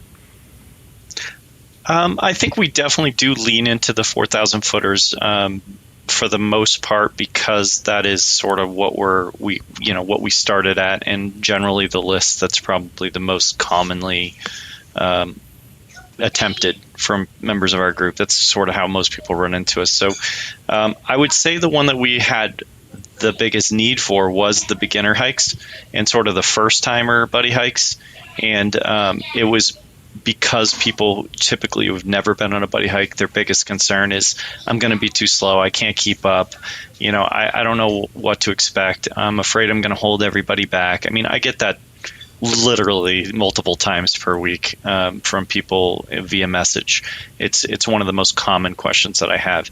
And so I did ask, when we see a need, we try to address the need as best we can. So I did ask some of our leads, and by leads, I mean people who regularly lead hikes and, are experienced and patient, and that I knew were patient. I said, hey, would you be willing to give back to the group?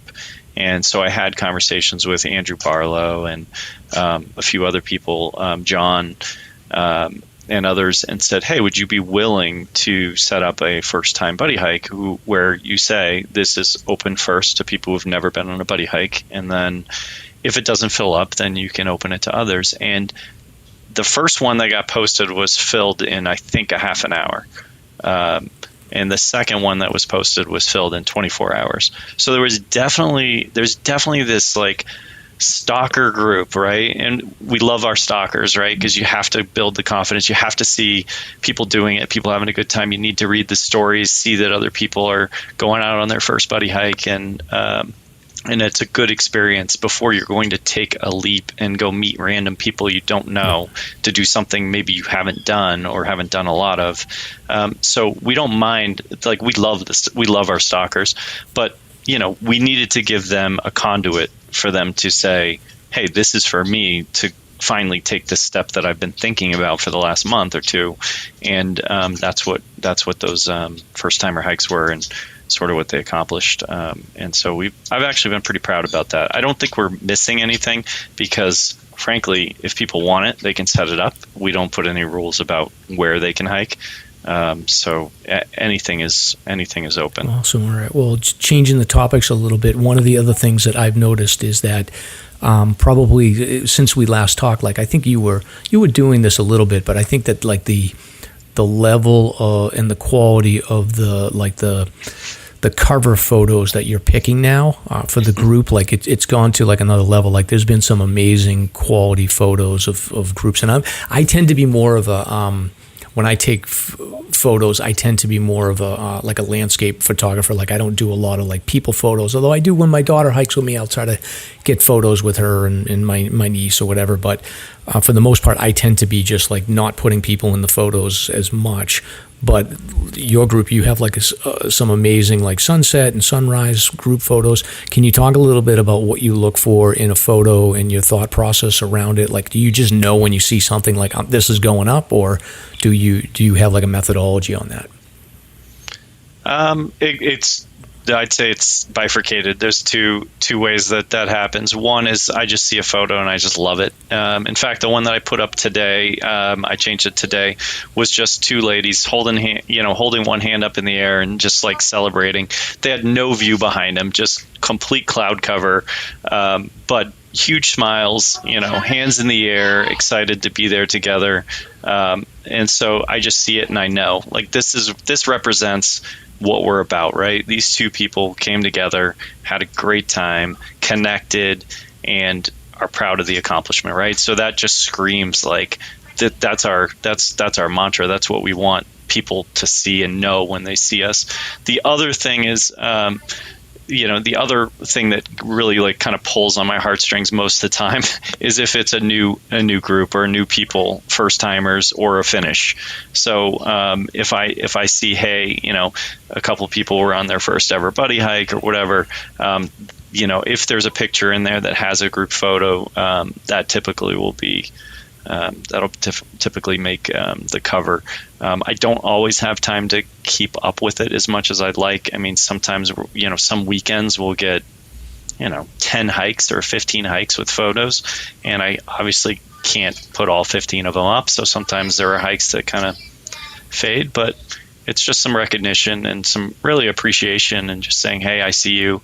Thanks for being a part of the group. And, thanks for representing, the good things about this group, and, all smiles, Awesome. And then can you talk a little bit about, since you last spoke with me, can you just give sort of your impression on how the group has grown, how it's changed, and then sort of talk a little bit about sort of the community involvement that has started out of this? Because I think that's been, like, huge, like the partnership that you did with The Longest Day, and then your previous event, and then, coming up with the Mountains and Microbrews event that's coming up in September. Can you talk a little bit about that evolution? Yeah, I mean, the first time we spoke was about a year ago, and we were setting up our first Mountains and Microbrews event last year. So this year will be the second one. So our group is at 13,500-ish members right now. We're adding about 700 per month. So it's growing fairly rapidly. As Julie said, she joined when there was 300 people about 2 years ago. So, clearly it's consistently growing. I would say out of the 13,500 members, 80% of them are more there for the pictures and the idea of it, more so than necessarily jumping on a hike. But we've probably seen a good 2,500 or so people, I would estimate, who have actually gone on a hike at some point. But we had a conversation. I started seeing the numbers really tick up, and we did the Mountains and Microbrews event last year, and we took the money from the shirt sales, the profits from there, and we rolled that into a donation for a 9/11 charity, because our event actually occurred on 9/11, called Tuesday's Children.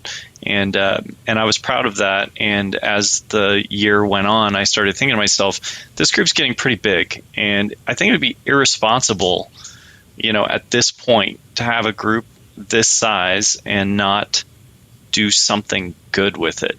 It just seems like the people you meet are too great, right? Like, the hikers are some of the best people you'll ever meet. They're giving, they're humble, they're a lot of fun, and it just seemed like there had to be more than just a Facebook group. Like, we can't just stay a Facebook group, and after all, we're also a social group, right? So we decided we were going to do Mountains and Microbrews again this year, and we're thinking about different things we could donate to. But during that sort of process of planning, we were approached by the Alzheimer's Association for their 48 Peaks event. And typically I do sort of push back, because we get a lot of requests for fundraisers, pretty frequently actually, for a lot of very good causes. But we don't want to turn into just a constant request for money and for people to fundraise, because that's really not what we're doing. It's sort of a secondary thing. And I think I'd rather do a couple things really well throughout the year than try to do too much. And so we decided that the 48 Peaks event with the Alzheimer's Association really matched up with what we do, which is setting people up for hiking. And so we took that on. That was the first major fundraiser that we've ever been a part of. We ended up rallying 32 teams together. We had 285 hikers from our group participate in it. Our group raised $155,000, give or take. I think it might be over that at this point. That was over 71% of the 48 Peaks total fundraising. So in general, the people in our group just crushed it, and I couldn't be more thankful for them for taking the bull by the horns and really jumping into the vision of doing something like this as a Facebook group. I mean, at the end of the day, we are just, in quotes, a Facebook group, but we did something really great, and we raised a ton of money for a really good cause. And I think the Mountains and Microbrews event that we're doing in September is sort of another, not really a fundraiser. It's really going to be just our annual get everybody together event for a great time. But in doing so, we sell a T-shirt as the registration. So you buy a T-shirt, you're registered for the event, and then proceeds from the T-shirt sales are going to go to the searches, a few of the local search and rescue volunteer groups locally. And the reason why we chose them is because we've, we had a couple, unfortunate incidents, not necessarily just with our group, but just in the Whites, back in June with the gentleman from Andover who was not a part of our group, but it was a pretty heart-wrenching story to hear, about his family being left behind and everything that occurred on that, and knowing that the SAR folks, had to go and retrieve him. And then on top of that, we've had, a couple recent incidents, even with our own members that have occurred. And you just have to appreciate those people and the time and energy and effort that they put in. And if somebody's going to support the SAR groups, it's going to be our group. We're going to lead the way and try to set the example. So that's what we're going to be doing. So we encourage everybody to try to come out to the Mountains and Microbrews event and get registered and have a great time. It's going to be a lot of fun. Awesome. And then where is it and when is it? It's on September 10th this year. It's at the Twin Barns Brewery in Meredith, New Hampshire. They have a large beer garden where we set up cornhole, which I think last year the cornhole actually got really fun around 11 p.m. That was when it really took off under the lights. We have a campfire. We made s'mores last year. I don't know if we're doing that this year, but we have a live band. We did a sing-along around the fire, which was a lot of fun. We may throw in some karaoke this year. So it's just, it's just people coming together who have something in common, right? And have things to talk about. And maybe you've seen people on the hike, or maybe you don't know anybody and you just come either alone or with a friend, and, you just want to meet more people and kind of get connected. Whatever your reason, like the bottom line is you're helping support, search and rescue, you're coming, and you're being a part of something bigger, and there should be a lot of fun. So, encourage everybody to come. It's going to be a great time. I got to try to make it this year. I can't remember if it was Reach the Beach conflicted. I think Reach the Beach is the following weekend this year. Maybe it was conflicting. Either that, or I might have had like my oldest was high school stuff. So I've got two moving off to college now. So I've got a lot more free time this September, I noticed. So I'm going to try to make it for sure. Is there... Flags of the 48 is the next day too. So we're encouraging people, if you're coming for Flags of the 48 on the 11th, which is a Sunday, come up on Saturday evening for our event.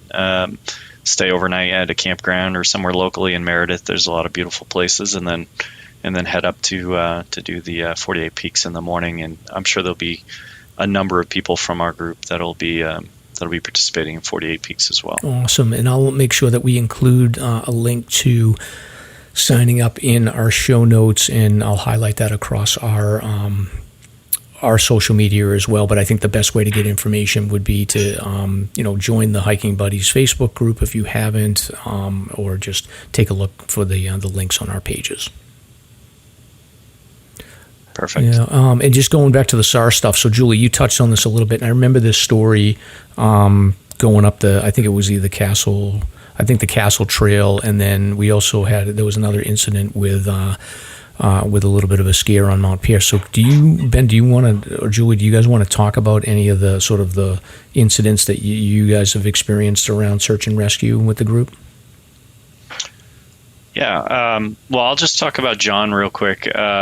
So a lot of people have seen this story, but they don't know the backstory about John, which I think is important to point out ahead of time. And I've tried to communicate it through the group, but I'll just touch on it here. So John Swindlehurst is, and I'll give his name only because it was all over the news already, and I'm sure he doesn't mind since he's talked about it many times. But he sets up a lot of hikes, and he's probably one of the most prepared hikers I've ever seen out there. He carries a lot, probably more than most people do in terms of being prepared. And last winter, he was on a buddy hike, and one of the buddies slipped and really either broke or fractured her leg and kind of slid down into a ditch. And John had, a pulley system to get her out of the ditch. He had an air mattress to get her up off the frozen ground while she waited. He had a blanket to keep her warm. He had, just everything, like a brace to brace her out. He had everything there, right? He's this super prepared guy that just, wants to be ready for anything. And, SAR came, helped get her down off the mountain, and she went through the healing process at the hospital and so forth. So when I say that I think he's a very prepared guy, I mean it. And so he was one of the gentlemen who I actually said, would you be willing to do a beginner first-time buddy hike and invite some folks to go who have never been before? And that's what this hike was. And he started having chest pain and fatigue that was not normal for him on the way up, and turned out to be, a cardiac episode that he had as he approached the top. And he made it to the top with the help, with the help of the other buddies in the group, but having to stop every 15 or 20, steps in the final bit, and then they were able to get a helicopter, a Black Hawk helicopter up there to to take him and to get him to the hospital. He was in the hospital for a couple days, and he's on the mend. But the reason why I wanted to point out that he was so prepared is because it just goes to show that it can happen to anybody. Like, it can happen to the most prepared hiker. Something can happen. You can break something, hurt something. You can have, that one time when something occurs that has never occurred to you before. It can happen when you're on a hike. And that is one of the benefits that we really push about buddy hiking, is that if you're on a buddy hike, you're not alone. If something were to happen, you have at least someone there to get help, to make a call, to try to do what they can do, even if they're not trained. Do something to try to help you in the meantime, until search and rescue can arrive. And so that's my long-winded answer to your question. Yeah. And those cardiac situations, like especially, like I'm 50 now, so that's always in the back of my mind, is like over the next 10, 15 years, like, because my father actually experienced, like, he went for a stress test and they were like, yeah, you're 99% blocked. And like that always, and literally he's within an hour or two, he's in the hospital getting prepped for a quadruple bypass. So it's like that stuff is always in your mind, because you don't know when you're walking around with a situation where you are 99% blocked in your arteries. And it's just like so lucky that John was in a situation where he had a group with him that, he could rely on to help him out. So I'm definitely going to get him on at some point. I wanted to just sort of, before reaching out to him, let him have some time to sort of process and sort of see what his recovery is on it, because I am curious to know, like, how long, it'll take to recover from something like that, and then sort of the mental aspects of dealing with that. Because really, like, that's an amazing story, and it's really like a dodge of a bullet for him. So I'm glad that everything has worked out so far. And that story about, like, him being prepared, especially winter hiking, like, I can't say enough about the need for, like, having a sleeping pad with you for exactly that situation. Like, without a pad, that person could have had, like, only like an hour or two before they really got in big trouble. A pad will allow you to be in a winter situation for 8 or 9 hours. So it's a big deal. So John sounds like a guy that really knows what he's doing. Yeah, and just to point out, I mean, for those who haven't been on a buddy hike who are listening, or maybe people who don't hike, I mean, these stories they happen, but they happen. They're fewer and far between. I think we've only had maybe 2 to 3 situations like this in the 2 years that we've been operating, and we talked earlier about how many hikes we're doing, every week, and so it's not something to be fearful of in my mind. It's something to be prepared for. Yeah, exactly. And I think that point gets lost sometimes, because, I mean, even in the show, we talk about, like, a lot of search and rescue news, like national news, local news. But the reality is in New Hampshire, there's about 200, maybe a little bit less than 200 media reported search and rescue events per year versus, I don't know how many, there's got to be like over 1 million hiking activities per year that go on in New Hampshire. So the chance of an incident happening is so slim in the grand scheme of things when you look at the numbers. Obviously, like, you miss that, and you always want to be prepared for the worst case scenario, but it doesn't happen that often. Absolutely. So looks like Julie dropped off on us, so hopefully she'll hop back in here, Ben. But I did want to find out, like, when are you hosting a hike? Like, what does people need to do to actually get a chance to go hiking with you and Julie? Julie's been very active setting up hikes, and her hikes get very popular. Most of the time when she sets them up, so they don't last too long. I would say that if someone wants to hike with Julie, you have to have your eyes on the page, or send her a private message and say, hey, what are you thinking? For me, I don't have anything like on the books right now, and I'll give you a little bit of a reason why. So I was making the trip up there a lot, and I enjoy going up there a lot. What I don't enjoy is the commute. And anybody who comes from Massachusetts or Boston, knows what that commute can be like on a day hike, to go up super early in the morning, be there, 7 a.m. boots on the ground, and then drive all the way home after a hike, very tired. So I ended up buying a small house about 10 to 15 minutes away from Mount Washington as a vacation home. Now, this house was being sold by a very older gentleman through Facebook Marketplace and needed an entire gut job to the 2x4s. So I have been spending the time that I normally would probably be hiking on my weekends at this house, basically redoing it from the ground up. And as somebody who works in finance and doesn't necessarily do these things, I've brought in, some friends who have skill sets and been learning a lot and enjoying it, but it's moving extremely slow compared to if I just hired someone to do it. But, with, finances and so forth, and not wanting to just drop tons of money into this place, I've been spending my hiking time working on getting my hiking house ready.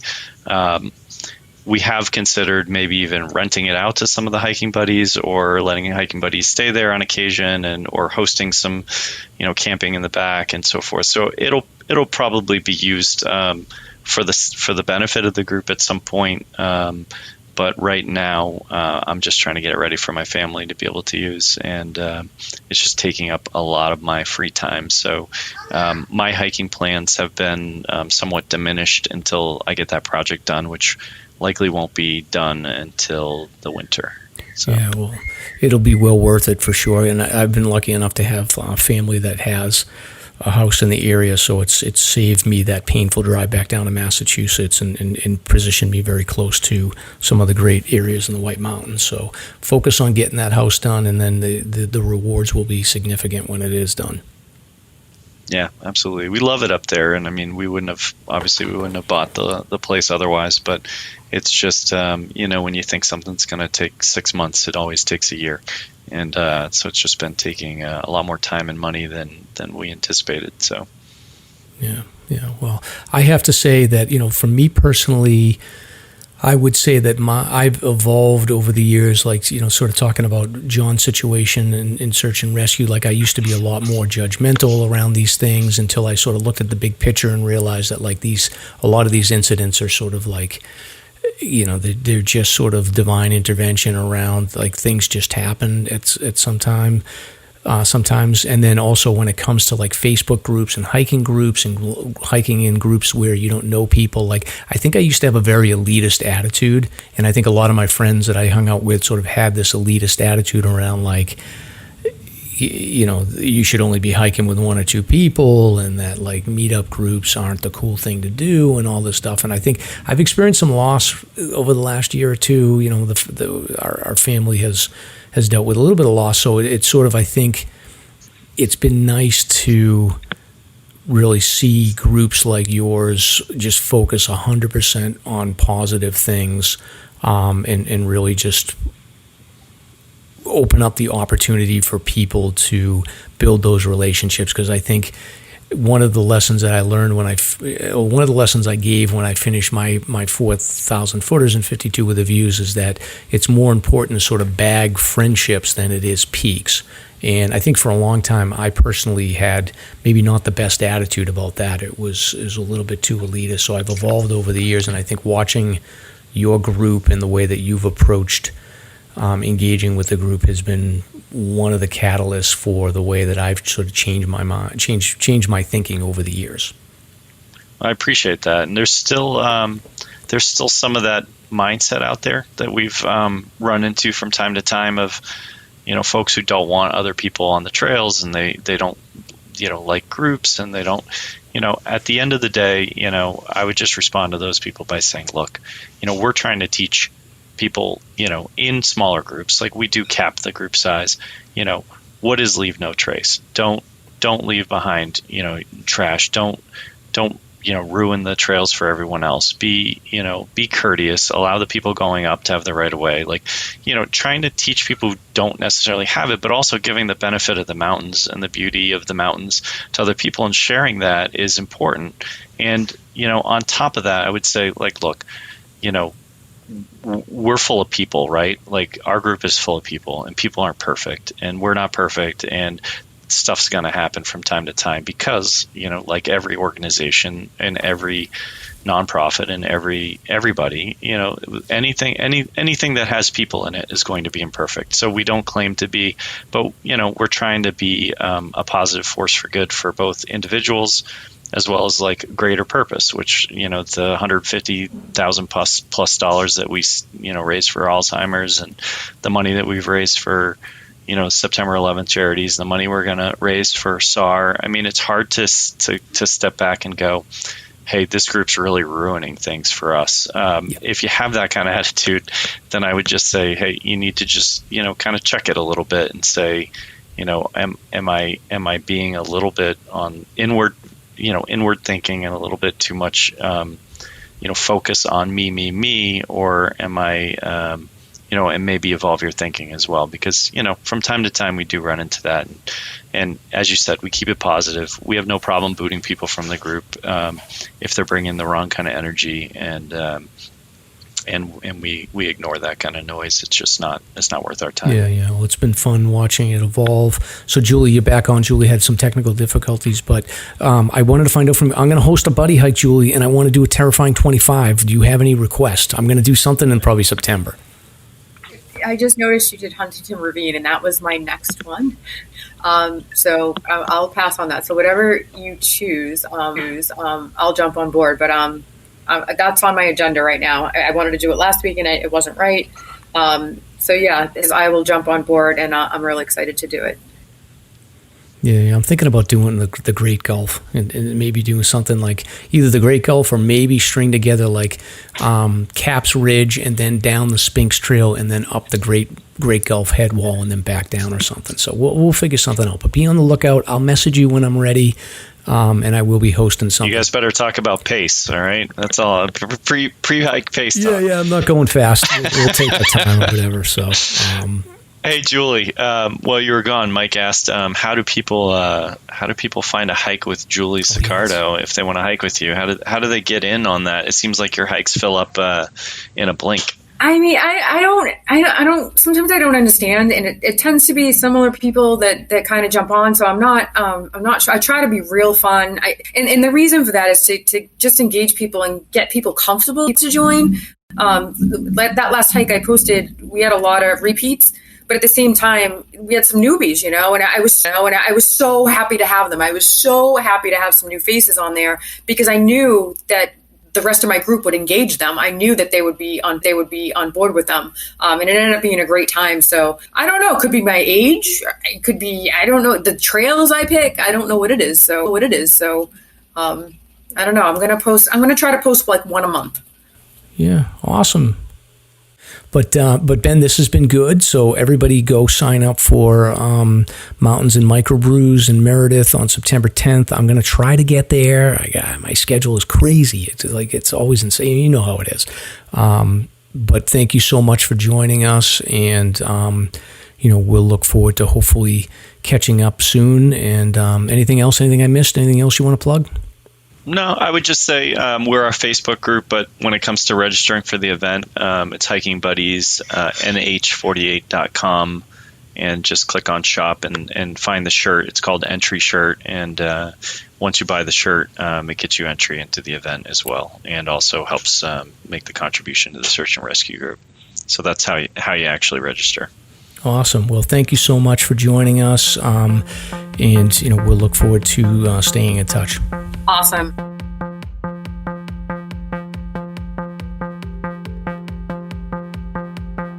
All right, Stomp. So that was the Hiking Buddies. Cool stuff. It's been fun to watch them grow over time. And I know you even get a chance to talk with Ben and Julie. And I know that like when we originally sort of talked about these meetup groups, like there's always that concern about, group size and group dynamics and all that stuff. But I think that, the proof is in the pudding as far as like the success that they've had and the growth that they've had for sure. And I think there's definitely an appetite for people to have a networking option for them to hike with people. So, it's been pretty successful and it's a good group of people. Yeah. After I listened, I'm like, oh, you know what? I should host a hike and be a host. Yeah, you can be like, okay, I'm going to do a bushwhack out to well, that's what I was wondering. the middle of nowhere. Yeah. No, do they do that? Like if I said, hey, is anybody up for a bushwhack, or do they stick strictly to trails? Well, so I think that they'll be up for anything. Like I hosted a buddy hike where I did do that bushwhack down the Lincoln Slide, and then we went out into the Pemi. So it was a little bit of a bushwhack, but I think they'd be up for anything. Okay, I'll keep it in mind because I have so many beautiful things I could show people that are fairly modest. Yeah, hike the captain and stomp.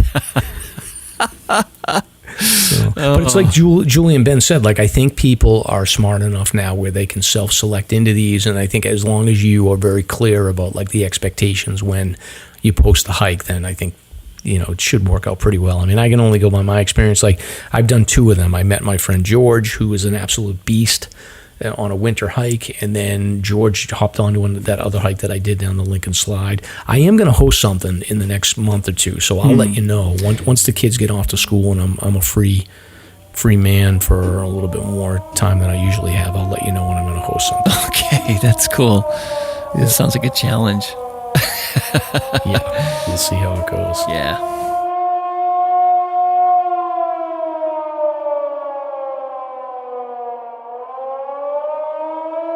We're going to go with just these local news stories here. So I'm going to start with a missing Enfield man was found in Franklin. So this is a situation that happened on July 23rd around 5 p.m. The New Hampshire fishing game was notified of a missing person. 58-year-old gentleman from Enfield had walked away from his residence, and he had not yet returned.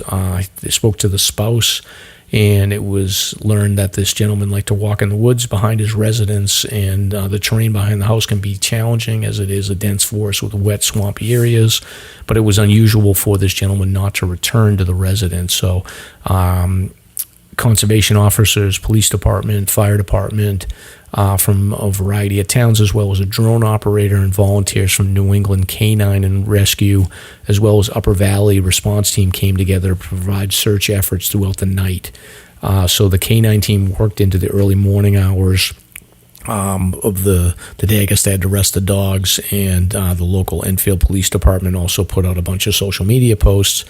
Around 6 a.m. on Sunday, there was a couple of tips that came in regarding his whereabouts, and it was learned that he was picked up and dropped off by a passerby and had visited family members in Gilmanton. So once he ended the visit, he started the trek back to Enfield.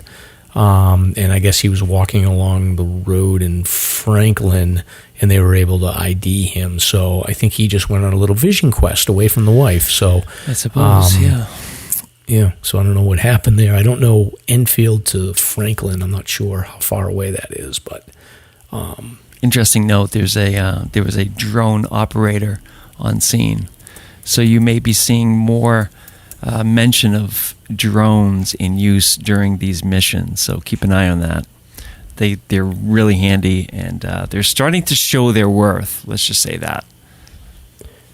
Yeah, no doubt. And I'm just looking at Enfield in comparison to Franklin is not super close. Oh, really? No, yeah, because I think isn't Franklin down by it's a little bit north of Hooksett, right? I'm really not sure. Maybe it's a little farther north, but either way, Enfield is over by 91 in that area, whereas Franklin is closer to 93. So anyway, he had a little vision quest there, so I don't know what happened. Yeah. Seems odd that he wouldn't have notified the wife, but hey, maybe they come a vision quest, right? Don Quixote. Yeah. And then the next one here, vision quest. That's what I say. You get in a fight with the wife and you go off for a walk. You're going on a vision quest. So that's if you wrestled in high school in the 80s, you know what I'm talking about. Anyway, it's awesome. Yeah.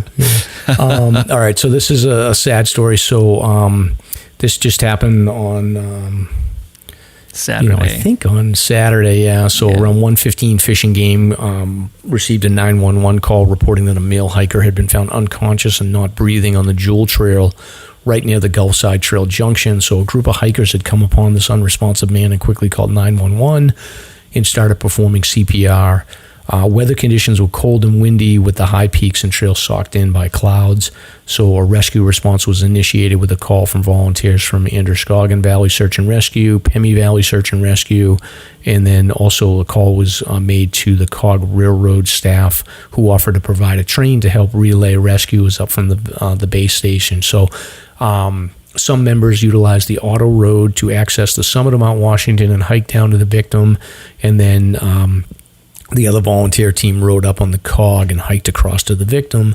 Unfortunately, despite all efforts, the hiker did not survive. So there were some Good Samaritan hikers that performed CPR for 40 minutes with no sign of life, and with freezing temperatures and high winds, resuscitation efforts were ceased.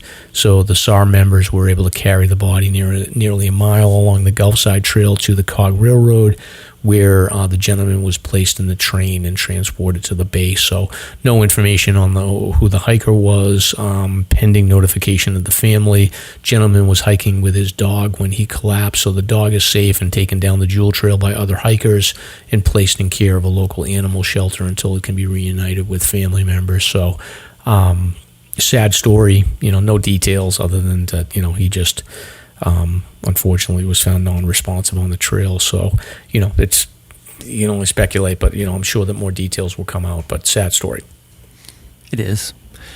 The Good Samaritans did a fantastic job, and I think they deserve credit realizing that they could only do so much, and in weather like that, you have to think about yourself in that situation, and they made the right call, heading up to wherever they were going, the summit or wherever, who knows. And the other thing is, it's interesting looking at the logistics of getting to this location, because I think we see this location quite a bit, actually. Yeah, it's a pretty common spot for hikers to find themselves in trouble. It is, yeah. It's very interesting. And, just 2 months ago, we were up there for what was basically a summertime winter whiteout for another individual, if you remember correctly. So a lot of teams will come up Auto Road, some teams will come up Cog Railroad. So it's very interesting just looking at the logistics of how teams approach these events and how Fish and Game manages these searches and rescues. So, but anyway, yeah. I mean, this spot is just like, this is also the same spot where Pam Bales met up with that person that she had to rescue, and there's been numerous incidents over the years along this stretch. Like when you get on top of the Jewel Trail, you hit Gulfside. That whole stretch across from Jefferson and all the way up to Mount Washington seems to be a pretty hot spot for people that find themselves in some challenging situations. And I suppose for like people that are doing a Prezi north to south or vice versa, that's the halfway point where you may be hitting the wall and getting in trouble yourself. And it's just so important to know that that's your plan B for getting out of there if you had to in bad weather. Like Jewel is a huge plan B. Yeah, no doubt about it. And I have no idea if this was weather-related or medical or whatnot. But, sitting on top of Jefferson for about an hour on Sunday, just sort of watching the clouds go through like a funnel in that section. I mean, if you are dealing with any sort of medical issue and, you're exposed to cold weather, like it is literally just a funnel of air just flowing through between that ridge between Jefferson, Clay, and Washington. It's just, you're going to get hit with wind constantly. Absolutely. Terrible spot. Yeah. So, rest in peace, hiker, and hopefully, our condolences go to the family. So it's a sad story. Yeah. Condolences. All right, so the next story here is hiker in medical distress. So this happened on Sunday, July 31st, shortly after 7 a.m. Fish and Game was notified of a location or a personal locator beacon that had been activated, tied to a medical emergency that had occurred on Signal Ridge Trail. So that's pretty far out there. But he was close. He was actually close to the trailhead, about a half mile from trailhead. So Beacon was registered to a 34-year-old gentleman from New York. This gentleman and his hiking partner had gone up the trail on Saturday evening and had established a campsite. During the night, the gentleman experienced abdominal pains, which did not subside. So after activating the beacon at 7 a.m., with the help of his friends and passing hikers, this gentleman was able to make his way back to the trailhead, where he was met by conservation officers and some volunteers of the Lakes Region Search and Rescue and Bartlett Ambulance Service. So around 9 a.m., he was taken by ambulance to the Memorial Hospital in North Conway. That's all the details that really played into this. I don't know what was going on. Maybe he's got an appendix issue, or maybe he ate some bad sushi. What are those bagged foods? What are those mountain tops or whatever those are called? Mountain house? God knows. Who knows? Yeah, he probably had a bad Mountain House meal, and he was like, "I'm done." I just have to finish on this because it's really nice that this report gives a shout out to Lakes Region Search and Rescue. And then they point people to donate to Lakes Region in particular, and then also the New Hampshire Outdoor Council. New Hampshire Outdoor Council is sort of the umbrella organization that supports volunteer search and rescue throughout the state. So you can go to nhoutdoorcouncil.org and make donations, and those monies will go eventually to volunteer teams that ask for grants. And the grants go to equipment, training, you name it. So that's just a nice way to support the search and rescue efforts in the state. Yeah, and it's tax deductible. So if you're rich or something, and you need a tax write-off, I don't know what that's all about, but it seems like something a rich person could use. So donate some money. I thought you won like $4 on that lottery the other day. No, I didn't win anything. So let me ask you this. So if you won that lottery, would you stay in New Hampshire or would you move somewhere else? Oh, I've had the fortune of being able to travel a little bit in my younger years. So, after my travels, I came back saying, there's no place like New Hampshire. This is the best place in the world, as far as I'm concerned. It has a little bit of everything. You can get to the beach, you can get to the mountain, you can get to the city, multiple cities. So it's a great state. How about you? Yeah. I would probably, that's crazy money. So I think you would, like $400 million, right? So I definitely would not be, I definitely wouldn't stay in Amesbury, I'll tell you that. I would probably, I would be somewhere in New Hampshire on a lake somewhere reasonably close to the mountains. And then we'd probably end up in Florida as well, because Mrs. Mike likes Florida, and I don't mind Florida. But my guess would be I would also probably get a condo in Bermuda or something and then travel a lot. So okay. Yeah, I'm going to get a Lotus and do 180 miles an hour down 93. That's what I'm going to do. Yeah, that stuff never, like that, the fast car stuff doesn't interest me at all. Like when we lived in Boston, like one of my two roommates, like one of them was a stockbroker, and it was during the .com days, so they were doing pretty well. And he would rent like a Viper, and just him and my friend would drive up to Vermont. They'd rent a Viper in Cambridge or Boston and then drive up to Vermont as fast as they could and then drive back. Right. Just for the hell of it. I'm like, I just don't get that much appeal over cars. So. Well, we had a massive discussion about this lottery. It was really funny. Like, one of the topics was, what would you get for a car? And my friends could not comprehend the fact that I would keep my truck and just like make it mint, like redo it, revamp it, like rebuild it. Just so many funny conversations about this, but there was only one winner. That's amazing. Yeah. Holy moly. And it's probably like, I feel like a lot of the times these lottery winners are like these, they always seem to be in these like rural areas, but it always seems to be like the rich guy living in the rural area that like has so many issues already and wins the lottery, and it just goes horribly wrong. So it's like, first of all, he's rich already, doesn't deserve to win the lottery, has horrible family, and then it just goes horribly wrong. So we'll see what happens. It's great. Yeah, really funny story. I just want to give a shout out to Tony. Tony is a listener, and Tony Stewart, and she works down in Waterville, and she put up a post on Facebook that basically said, listen, I just want to let everybody know that I hit the lottery the other day, and I'm going to disappear for a while, and don't try to contact me and this and that, like people do. Yeah. And then at the bottom it showed a picture, and it was like she won $4. That's funny. It was great. Yeah, if I won, I wouldn't tell anybody, but I would tell obviously my family or whatever. But Stomp, I would let you know. I would throw you some coin. Oh, I hope so. That'd be great. Yeah, I would. I'd go take Mrs. Stomp to Fiji. Right. Oh my goodness. Anyway, so wow, we went off on some tangents tonight, but anyway, fun show, stuff. And we'll catch you on episode 70. Yeah.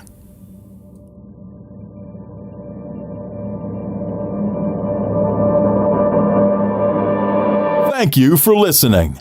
If you enjoyed the show, you can subscribe on Apple Podcasts, Spotify, Podbean, YouTube, or wherever you listen to podcasts.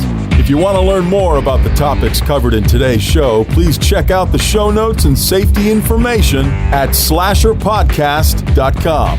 That's SLASR podcast.com. You can also follow the show on Facebook and Instagram. We hope you'll join us next week for another great show. Until then, on behalf of Mike and Stomp, get out there and crush some mega peaks. Now covered in scratches, blisters, and bug bites, Chris Staff wanted to complete his most challenging day hike ever. Fish and Game officers say the hiker from Florida activated an emergency beacon yesterday morning. He was hiking along the Appalachian Trail when the weather started to get worse. Officials say the snow was piled up to 3 feet in some spots, and there was a wind chill of -1 degree. And there's 3 words that describe this race. Do we all know what they are? Only one hill! Here's Lieutenant James Neeland, New Hampshire Fish and Game. Lieutenant, thanks for being with us today. Thanks for having me. What are some of the most common mistakes you see people make when they're heading out on the trails to hike here in New Hampshire? It seems to me the most common is being unprepared, and I think if they just simply visited hikesafe.com and got a list of the 10 essential items and had those in their packs, they probably would have no need to ever call us at all.